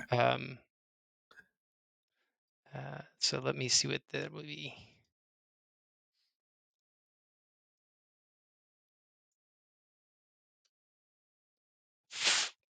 So I got a 6. Yeah, not a 7 for once, but yes, that's finally not a 7. not I should have ideal. spent that last token too. And I can't really do anything that's going to help me. Because even if I do spend my bond with Sanikov, it would be... Well, I do have a bond with myself as well. Yeah, you have a bond with what the darkness demands of you. That is true.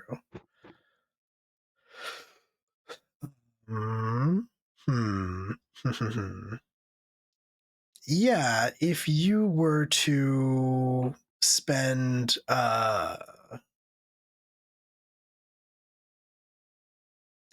your bond with Sanikov and then maybe also what the darkness demands of you, that would be an 8. Okay, I'll do that. Okay, cool. So yeah, you do that. What the darkness demands of you, kind of the same choice. You can let your monstrous nature show and describe the damage your outburst causes once again, which you mark a ruin for, by the way. Jamie, mark a ruin. If I didn't tell you to do that. Okay, cool. Yeah, I don't know. But kind of the same thing for you, Bomi. It would be another moment of like giving in to the monster's power. But you did explicitly say he didn't really care at this moment how monstrous he had to get in order to find the answers that he was looking for. Yeah. One of my darkness demands is to permanently open a portal to a dark realm. Okay. Yeah. I love that. Open a permanent portal. Cool. So yeah, you have an opportunity here. I think the darkness inside of you sees because very specifically you have a cruel maker, and that is pretty explicitly the same person who created Sanikov's people, whatever name you want to give that particular individual. So I think part of you recognizes this tower for what it is and the opportunity that it presents to open that permanent dark quote unquote portal, which means that you succeed with an 8, and you can ask 2 questions of the tower, kind of. What do you wish would happen? What are you hiding? What are you truly afraid of? Who or what do you love above all else? How can I make you trust me? What don't you realize you know? Or that last one is you making like a declaration. But the Okay. mystery is largely over. We're kind of dealing with the fallout at this point, so I wouldn't worry so much about that. Yeah. What are the choices again? Yeah. What do you wish would happen? What are you hiding? What are you truly afraid of? Who or what do you love above all else? How can I make you trust me? I think he's going to ask what it's hiding. What are you Very hiding? cool. Yeah. Very cool. Yeah. And I think what you feel resonating back from this thing is confirmation that this tower is of your maker, and your maker is not Krampus. But what this tower does, one of its functions, what it does is it does hold Krampus at bay. And that is part of what is hiding is if the tower rises, which it seems to be doing, that is going to unleash Krampus. I am kind of sonically going to blast that. Like mental pictures will flood everyone's mind Cool. here about what I am seeing and sort of feeling from this tower. And then you get another question, one of which, I mean, what do you wish would happen could be another one, since you know this tower has a purpose. Yeah, I wish it would spare the town from this. I wish it to go back down into the ground to Very spare the cool. town. Yeah. Very cool. And you feel a kind of resonance from it in that regard, like that's what it wants to do, but something is preventing it from that. And I think you would know, because of your connection, that whatever that prevention is inside the tower.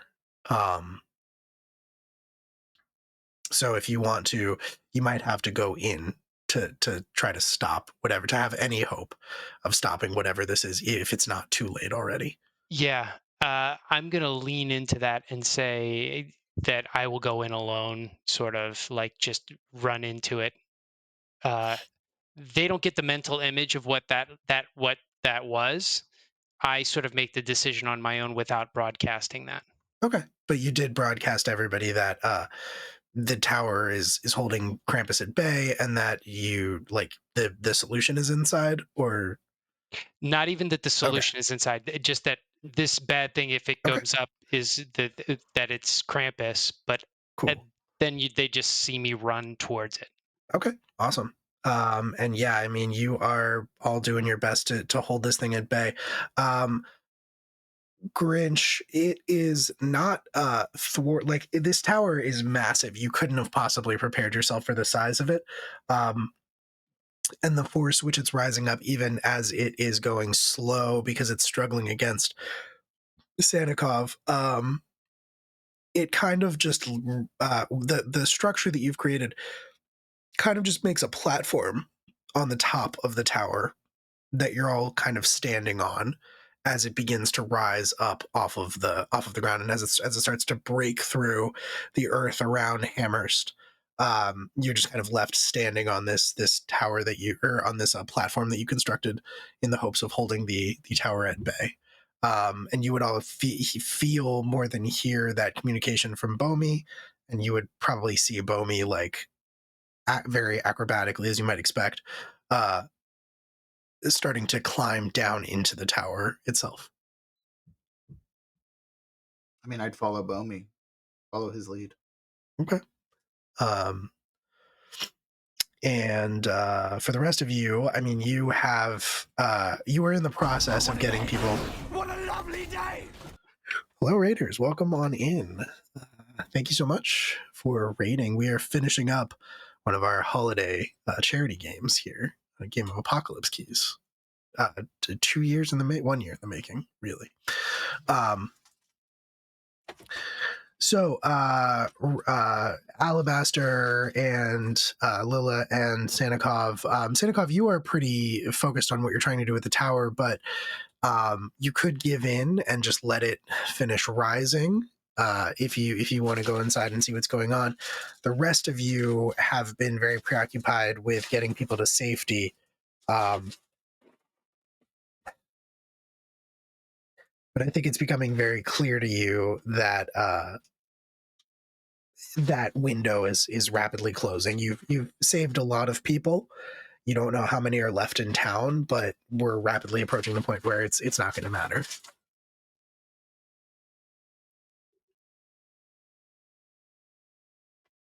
Would you want to stay and keep trying to do what you're doing currently, or something else? I think Sanikov at least is going to probably try to hold on, just until his will gives out, basically. Sure. Which it will inevitably, but until that time, he is going to try.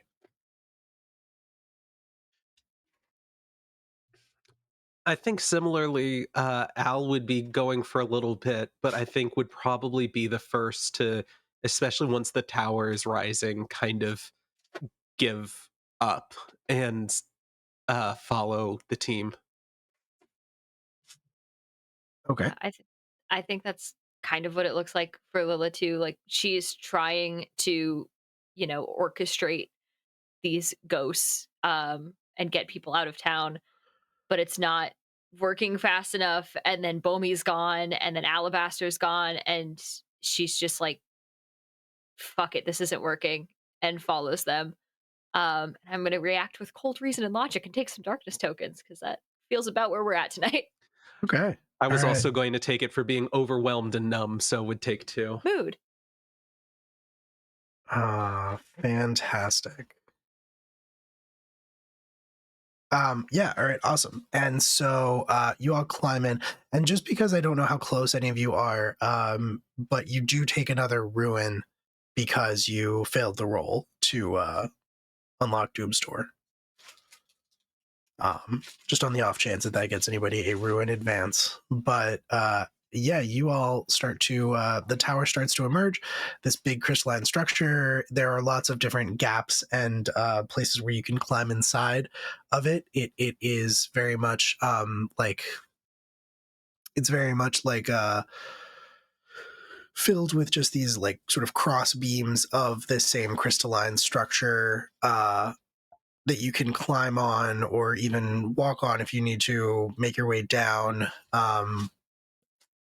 The top of it appears to be a pretty open, cavernous kind of room. And as you look down, specifically probably you, Bomi, but as everybody follows after, you would all also see this. You see equipment built up. You see technology that's been constructed here within the tower, surrounding something unlike anything that any of you have ever seen before. It almost looks like a big column of some kind of energy. You're not really sure what kind of energy, but it's kind of burning white hot, and it looks like just looking at it fills you with a certain amount of like warmth and cheer, but it keeps like flickering black. The equipment that's been set up around it is just there are these like big sort of electrode looking things, and they just sort of like arcing this black lightning off of them that keeps striking this column of this like pure white energy. And it like flickers black each time, and you kind of similar to earlier when you were encountering the nightmares, Bomi, of the children. You see like horrors kind of emerge every time it flickers black, faces and distortions and like and screams and things like that, and then it goes back to normal. But even as you are descending, you can see that that's happening like more and more and more, and you see a figure standing there, back to all of you as this is taking place, and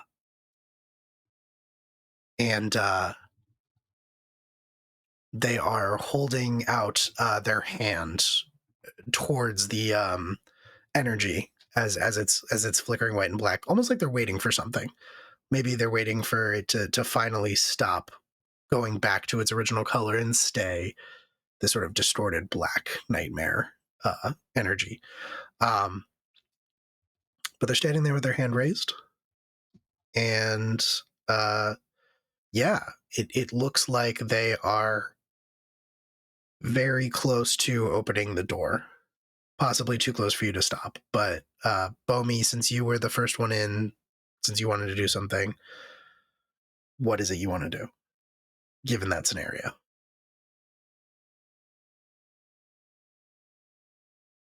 I think I'm going to ask whatever this figure is to open its motions to me, and see what it says at this point. Okay. I think that is going to be unleash the dark, even though you are using your power of darkness, your psychic powers, to do that. You're doing this like emotionally, and so if you have tokens left, you can spend those and roll. But if not, you can just roll. I have one token left, so I'm going to spend it. And it'll probably be a 7, we all know, but we do all know that. But if it's a 7, then you'd get to add 1 to it, and it'd be an 8. It's a 9. It's a 9. Look at that. All on your own. Yeah, you wield the darkness with control and ease. You can choose 2, and so it's get past their conditions and inflict a condition. Sorry, get past their defenses and inflict a condition. Get what you want from them. Avoid reprisals, harm, or cost. Gain the upper hand for now. Expose a weakness or flaw and confuse them for some time. You can pick 2 of those. I'm gonna expose a weakness or flaw, Okay. and confuse them for some time because I'm gonna buy some time for other people to get at it. Absolutely, yeah. So you are reaching out and asking them to open their mind to you.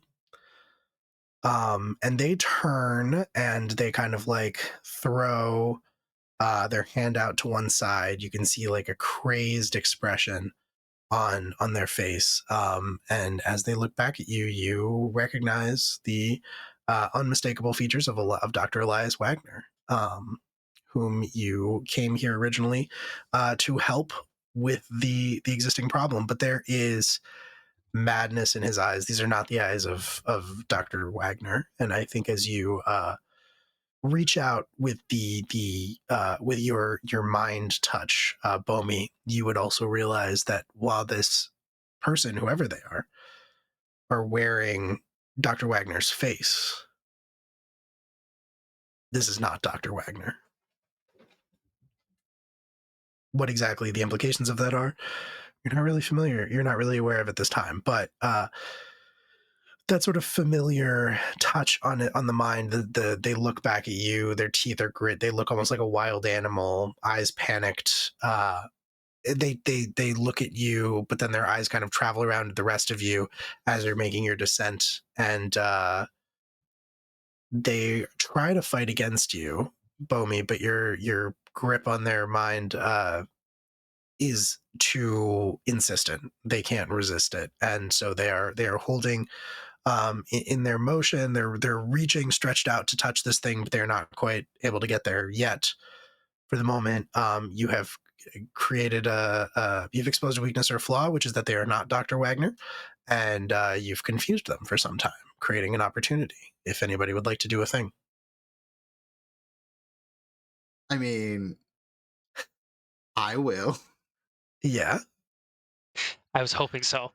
You did say you were next in. You did say the Grinch was following after Bomi immediately. The Grinch will see Bomi sort of jar this guy up, and will like start like winding his fist back.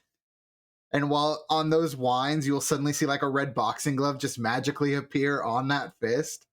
And then we'll take 2 darkness tokens for immediately jumping to violence. Okay. And then uppercut this whatever. All right. You spending those darkness tokens in the process. Sure. Yeah. They said his fist grew 3 sizes that day. And it's going to be like a cartoonish uppercut if it succeeds, and if not, Sure. it will be a whiff of monumental proportions. I got an 11. Uh-oh. So, so I have a thing where if I choose violence, I believe I don't stop fighting until the thing is dead. Is that a thing that you have? It probably is. If I had to guess, it probably is. Yeah. Wow. Yeah. Tell everyone how you taunt them to keep their attention. On an 11, you're locked in an intense battle and you cannot stop until your opponent is destroyed. You can choose one from above. Oh, okay. So you can give your allies a golden opportunity, choose one ally to gain 1 bond with you, uncover a key at great cost, or inflict 2 conditions on them, but take 1 in return. Well, I feel like I'm just going to open an opportunity for whoever comes next. Like, I'm going to uppercut him into the air. And Okay. then someone else can use that to keep the juggle going so we don't break the combo. Sure. I mean, to be clear also, you could do that with inflicting 2 conditions. Conditions are basically the damage track of the system, much like masks. So if you want to pick that instead, you'd have to take a condition yourself, but dealing 2 conditions is pretty rad. Okay, then I'll do that. Okay. What tab are the conditions under? The first one, I believe. It's a checkbox. You pick another one. Oh, okay. Yeah. So you're already I'm gonna raging. give him despairing and lovelorn. Sorry, these are for you. I know. I'm giving him these conditions. You don't. He has his own conditions. I mean, like, so a condition we were given at the beginning of the game no longer applies, correct? Because of the time rewind. No, it does still apply. You just don't know why. You're then pissed, I'm going to give myself obsessed as well. Okay, cool. And he's going to take 2 conditions as well, which I'm happy to say is despairing and lovelorn. Why not? He's real into that Grinch. We're old friends. I'm not gonna say any of the things. So yeah, you do this sort of comical, cartoonish uppercut. He is like mid struggling against Bomi's mind touch, and he's like gritting his teeth as he's like barely getting out. Like, you won't stop me. I'm going to finish what we started all those years ago. And then you pull back your big box glove fist and you uppercut him. And it kind of like knocks him a little bit off of his feet. Like he lands standing, but he stumbles and takes a few steps back. Anybody else want to do a thing? I think Al is on the next to go down.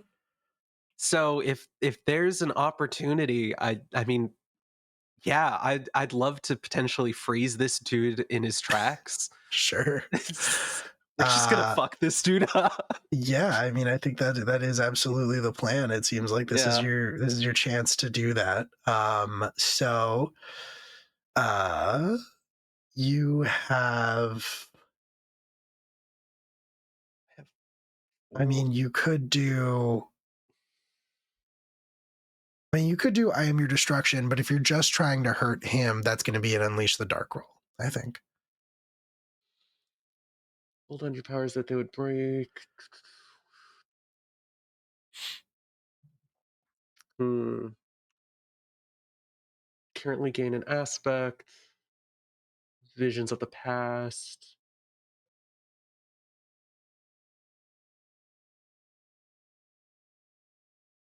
Yeah, so basically, like, you could pick some cool stuff if you want to do I am your destruction, but at a great cost, or you could unleash the dark and potentially hurt him without having to suffer anything.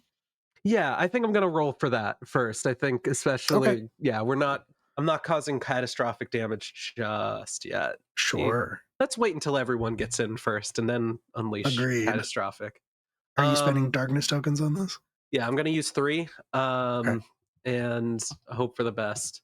All right. 10. That's good. 10 is good. Oh, 10's good.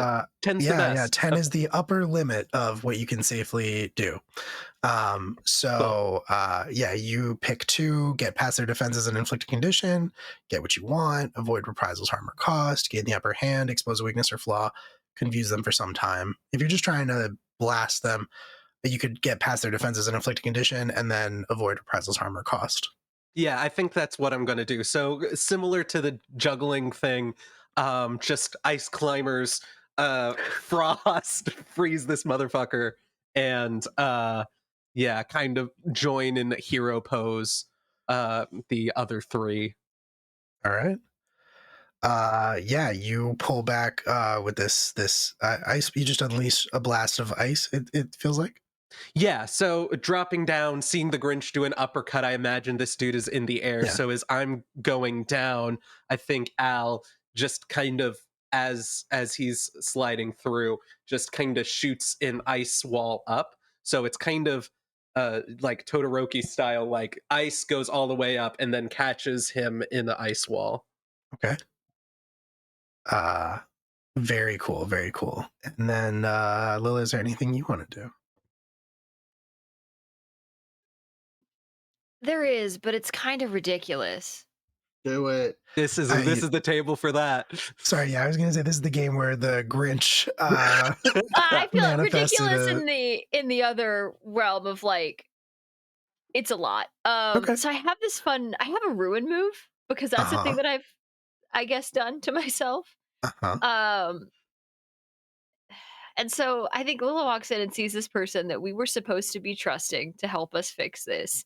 Yes. And apparently he's the fool who has been hurting these kids and potentially killed a bunch of folks. Yeah, I forgot that you had this. Yes. Yeah, I do 100%. Have this. Yeah, you let me take this. So I think Lila kind of snaps, for lack of a better word. She doesn't take well to people being mean to kids, and this guy just essentially said screw them all. So I have this fun move called the Corridor of Doors. Which is just, I've worked at the division long enough. They trust me with the keys to the corridor to all the weird doors that do bad stuff. Um, so I'm going to allow the harbinger within me to access that corridor. And I think I choose a door in this moment right now, currently, Yep. if I'm reading this correctly. Yes. I feel like the only option is the door of the Veiled One. Yeah, that is a good door. That's a good door. Feels like a door that could Mhm. open. Mm-hmm. Real good door. 10 of 10 door. It's a great door. It's a Wood great door door. again. The door of the Veiled One, of Spite and Rage, of Whisper and Blade. You can mark one ruin. You can mark one ruin, and then whatever is behind the door is unleashed. You can't completely control what happens next, but you are given a fleeting opportunity to bargain with whatever comes through. Or you can mark two ruin. Whatever is behind the door acknowledges your power and control, sees you for the fearsome harbinger you will become. They will obey your commands. I don't know which is more fun, you know? Just remember, there will be a Silent Nacht 3 like Right, That's next year. true. So. And we Yeah. want this door to be accessible.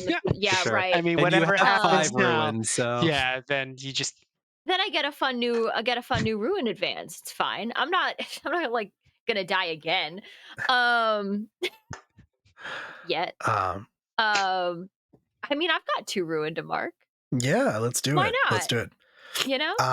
Yeah. So this is almost the corridor of doors is technically a physical location, but it's also a place that kind of exists inside of you. And so you, 1 second you are in this crystalline tower looking at Dr. Elias Wagner, or this person pretending to be Dr. Elias Wagner, who is on the verge of taking whatever is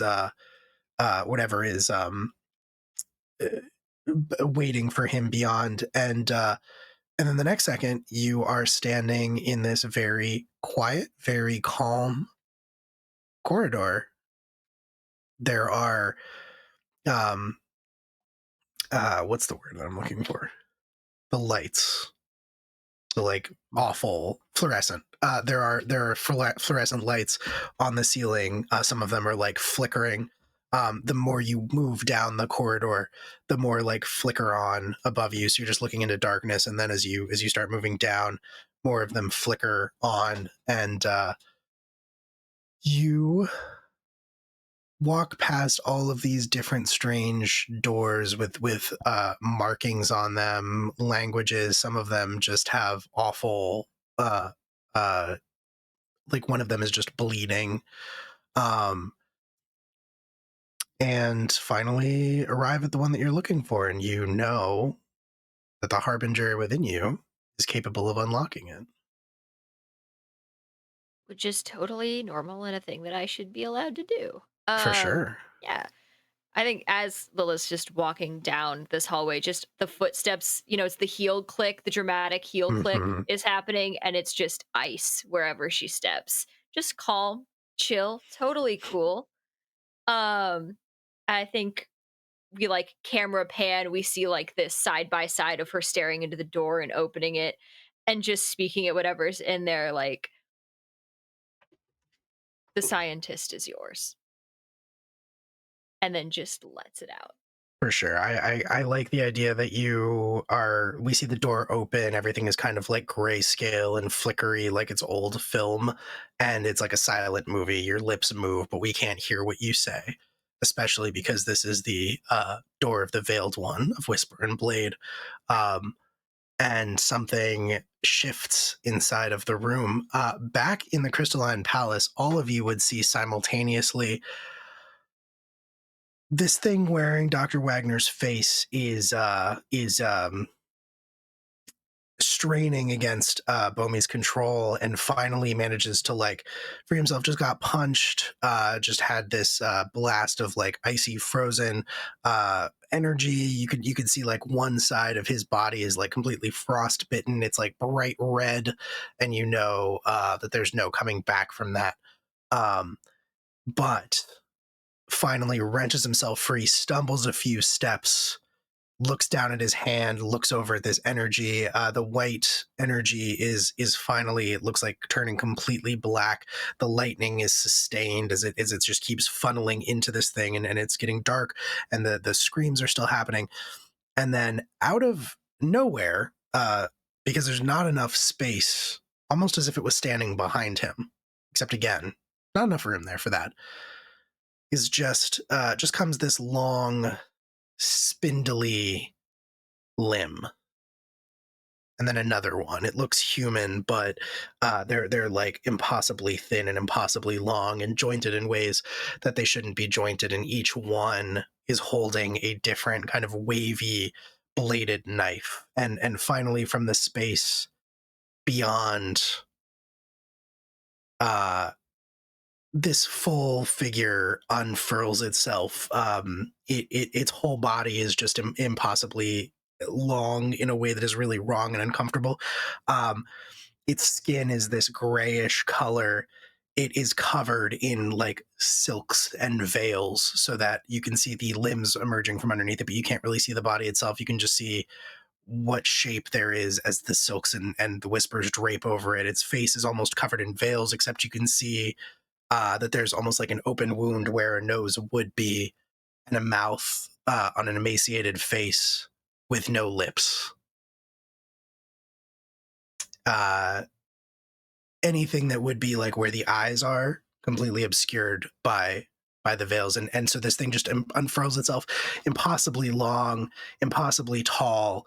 He has the briefest moment of like seeing this shadow fall over him before it happens almost too quickly for any of you to take note of, but the arms that stretch out over him with carrying the two blades just immediately plunge each of them into his abdomen.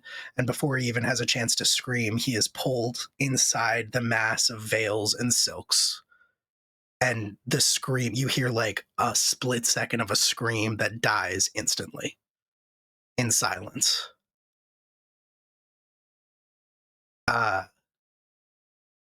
This being, the veiled one, looks to you, Lilith.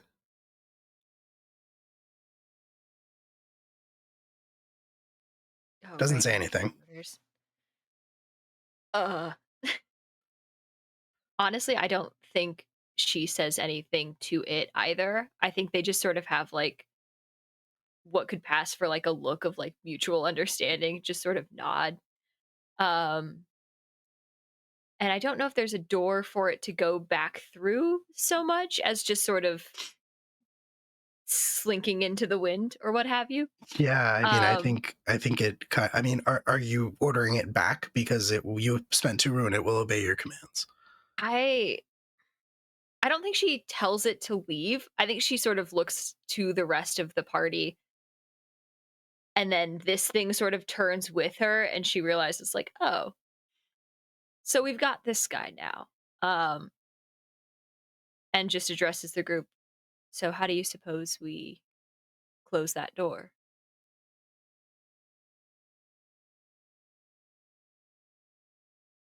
That thing's still full of lightning and black and screaming and Mm-hmm.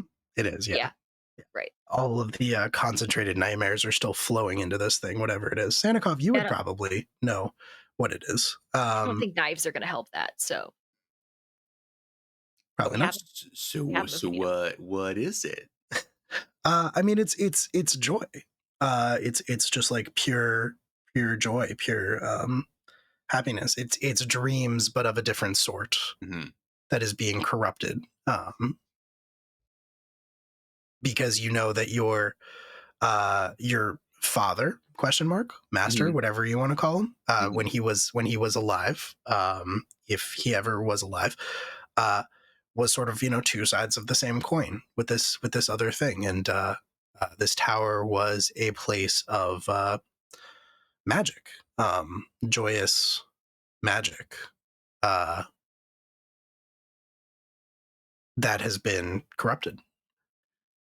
Can I attempt to disentangle the corrupting fascist machinery from the creepy but not fascist eldritch machinery of the tower Yes. itself? Absolutely. I think you can absolutely do that. And I don't even think it's really hard. I'm not going to make you roll for it. The equipment is very clear and very old, and you have that itemized list of it. But I mean, you know that like as you take it apart, you know that the struggle that exists here has always been one of balance, right? Of like the only way that your master would ever fall and Krampus rise would be if the power of uh nightmares outweighed the power of like hope and joy and things like that.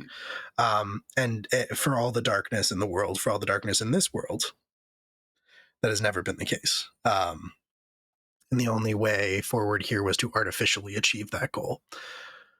So between all of you, you were absolutely able to dismantle that machinery, and finally you disconnect it. And it takes a second, but the light, this sort of column of burning energy, light, fire, whatever it is, uh, heals itself. The darkness fades, consumed within the light itself, and you all feel that familiar sort of warmth reemerge. And in the process, as soon as that happens, you also feel the tower starting to sink back into the ground. It wasn't able to fully emerge this time, thanks to your efforts. So it starts to sink back below the water without having fully destroyed Amherst. As you make your way back up and out of the surface, although I guess that does beg the question, Sanikov, are you leaving?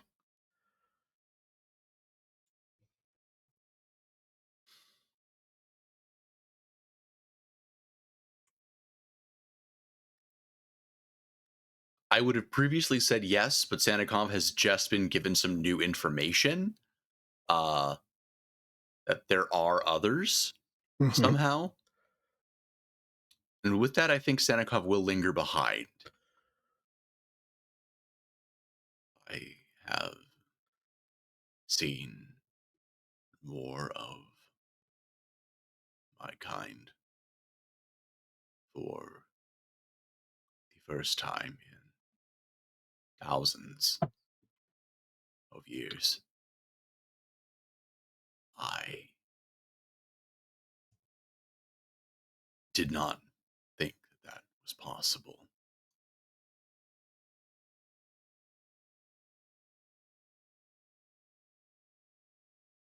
I must remain. Any others who may still exist, they will inevitably be drawn here. My first failure was that those we met above, I was not here to meet them, to introduce them to this world. And instead, they found Wagner. I will not repeat that mistake.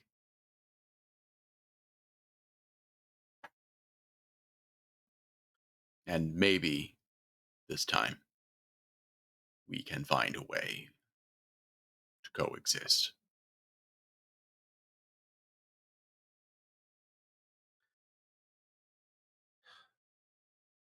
Well, as much as I hate it and as much as I'll miss working with you,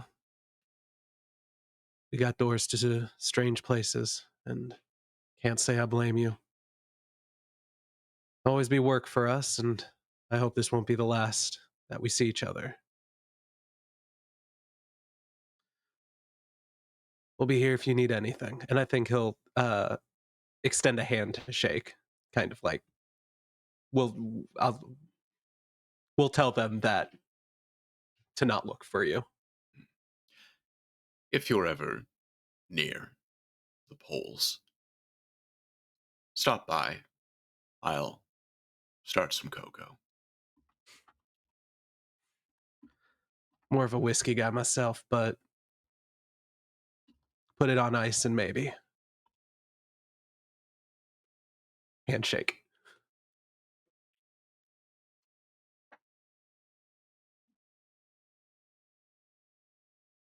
You're not going to try and bring your old boss back, are you?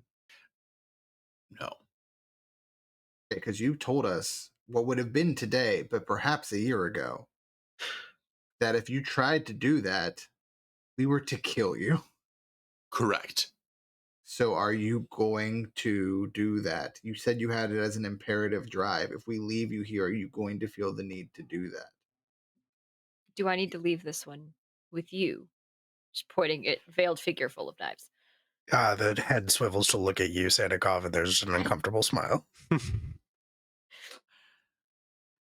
You know, I suppose it does get lonely here. I wouldn't say no to the company. Well, look at that. You got your very own Rudolph. All right, smell you later, Chief. And then the Grinch will start heading towards the exit. Wipes away a yellow tear. The Grinch straight up does not care about this fool. Right.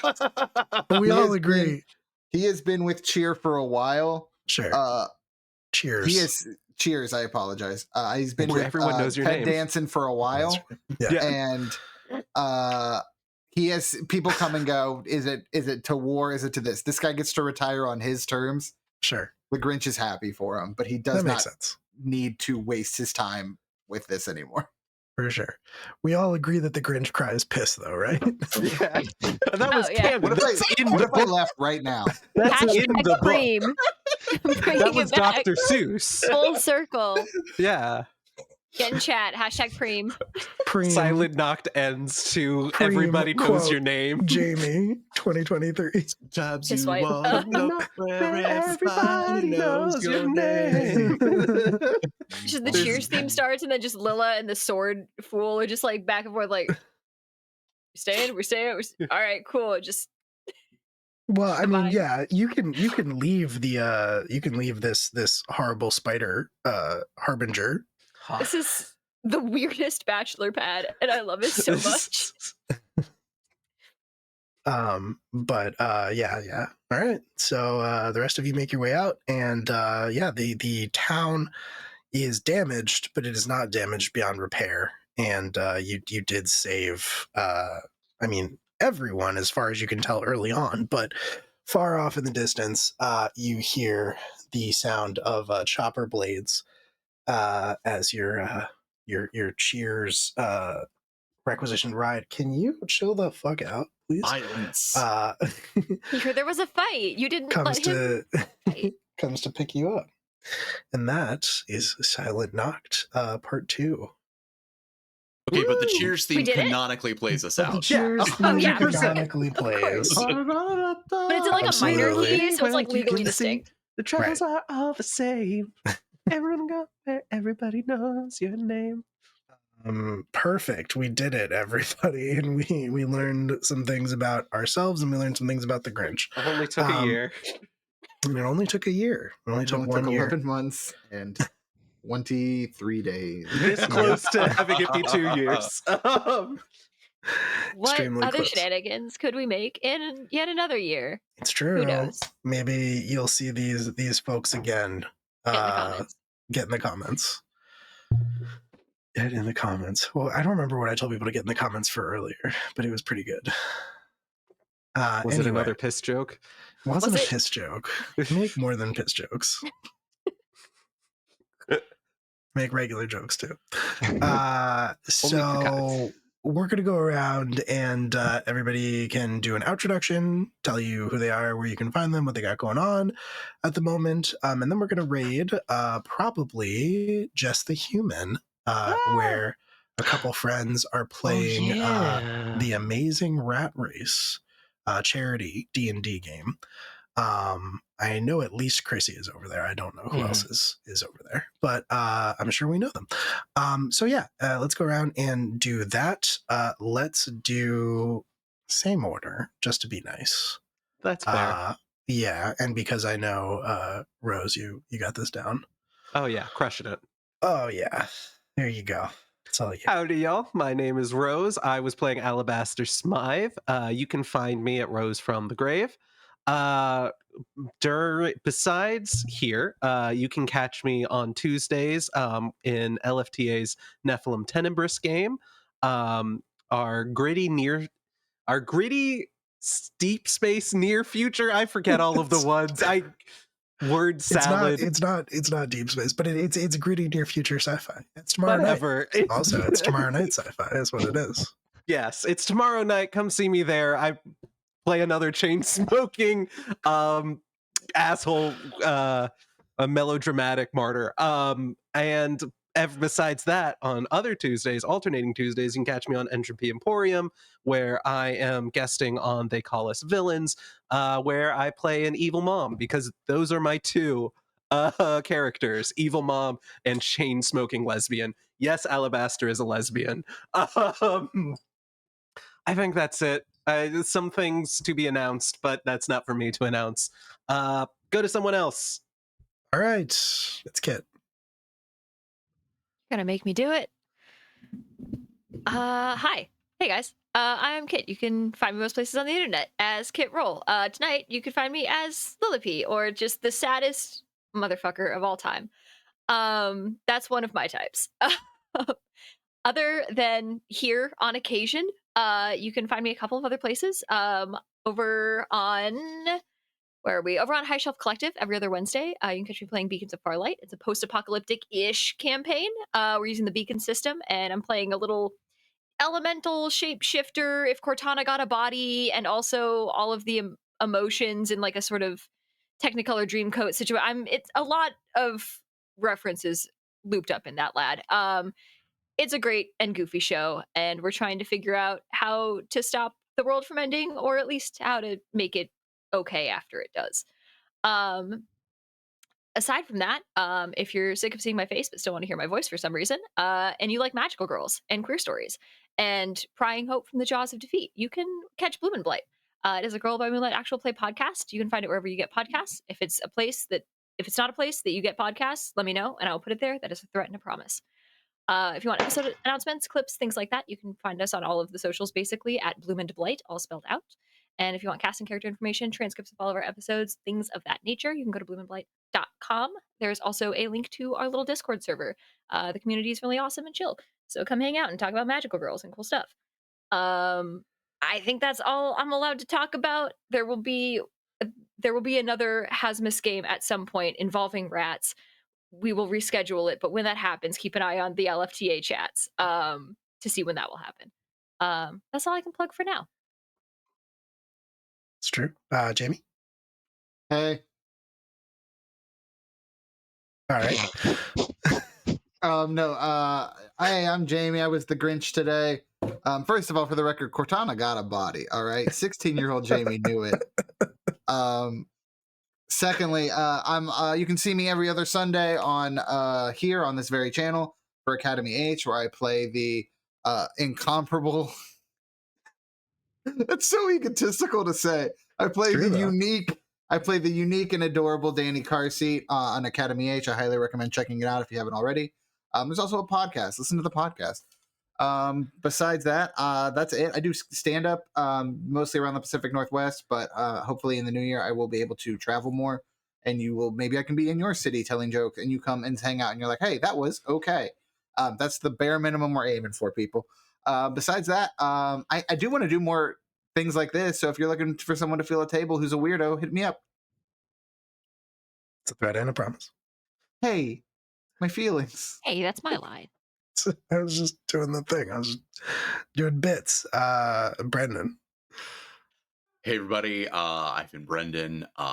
So when I'm not here, I am mostly all over LFTA. I am also in Academy H every other Sunday playing Alex Sandowski, aka Victory. I am also in Thy Kingdom Come, our teenaged monsters in a dystopian theocracy AU Urban Shadows game, where I play Sepher, Teenage Frankenstein Thembo, V2 Rocket in a trench coat. And I am also the GM for Cryptid Community College, our Monster of the Week actual play podcast, which is between seasons right now.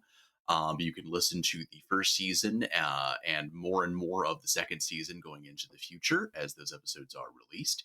And then coming up in the near future here, I guess the next time you'll see me is actually in, I think, 2 days. Two actual entire days. You premiere a new Wildcard Wednesday game as part of Haz-Mas, and we're doing Power Rangers, motherfuckers. It's gonna hopefully be a pretty cool time. And I think I'm also, this weekend, I'm also going to be in Hasnica Hunters, another Monster of the Week holiday themed game. And then actually after the holidays, I'll be close to closing out Haz-Mas with the Events at Mistletoe Manor, a gothic horror holiday game using the Ghastly Affair system. I think that's it. I think that's everything. Yeah. Bob. What's up, everybody? My name's Bob. I played A Bomi tonight. I haven't done anything in a long time, but if you want me to be at your table, please reach out to me at Stage Outlaw and all the things right now. That hellscape that it used to be a very good platform. I'm on the new platform that has the bluer skies and everything else that has my name at Stage Outlaw. So if you want to reach out to me, I'll be glad to, play at your table. See what's up. Highly recommend. Hello. Hi, my name is Will. I was your storyteller this evening. I was everybody else. There's a lot going on. I'll be back running Nephilim Tenebris tomorrow night as part of Haz-Mas Gritty Near Future Sci-Fi aforementioned. I'll also be playing in Rangers Rampant on Wednesday, Brennan's Power Rangers game for Wildcard Wednesdays. Thursday night, back here at Live from the Apocalypse, we'll have Never Ember's Enigma, which is the D&D 5e heist game. At least I think we're having it. But I will be over on Entropy Emporium running God Complex, a Grow by Moonlight game about making the corpses of dead gods into mech suits and fighting space kaiju. And I'm excited to get back to that. Friday night, come back to LFTA for God Killer Solstice. That's a one-on-one game between Skylar and JD. But it's going to be very cool. I don't think we've ever done a one-on-one game on the channel before, so that's a first. And God Killer is a very cool system that I want to know more about. We have 2 back-to-back games on Saturday and Academy H on Sunday. We should be back with our special guest star Q. I don't remember which games are on Saturday, but there's a lot going on, so just keep an eye on the socials and everything. And that's going to be it for me. I think I'm at a Will M Scream pretty much everywhere. We are going to disappear in just a second, but before we do, if you're not already following us, there are social links in the chat. There is a Discord link, which is a great place full of great people. We would love to have you be a part of it. Thank you to everybody who played at this table twice now. You all did an amazing job. Thank you to everybody who hung out and chatted with us and watched and all that good stuff. We are going to, like I said, disappear in just a second, but we're going to hop over and raid Jess the Human. They are raising money. For charity by playing D&D. And we love that here, obviously. I don't see what charity they're raising money for, but they're doing very well. So come along, be friendly, say hi. And yeah, it's a good time over there. That's going to do it for us. Say goodnight, everybody. Good night, everybody. Good night, everybody. Hi, everybody.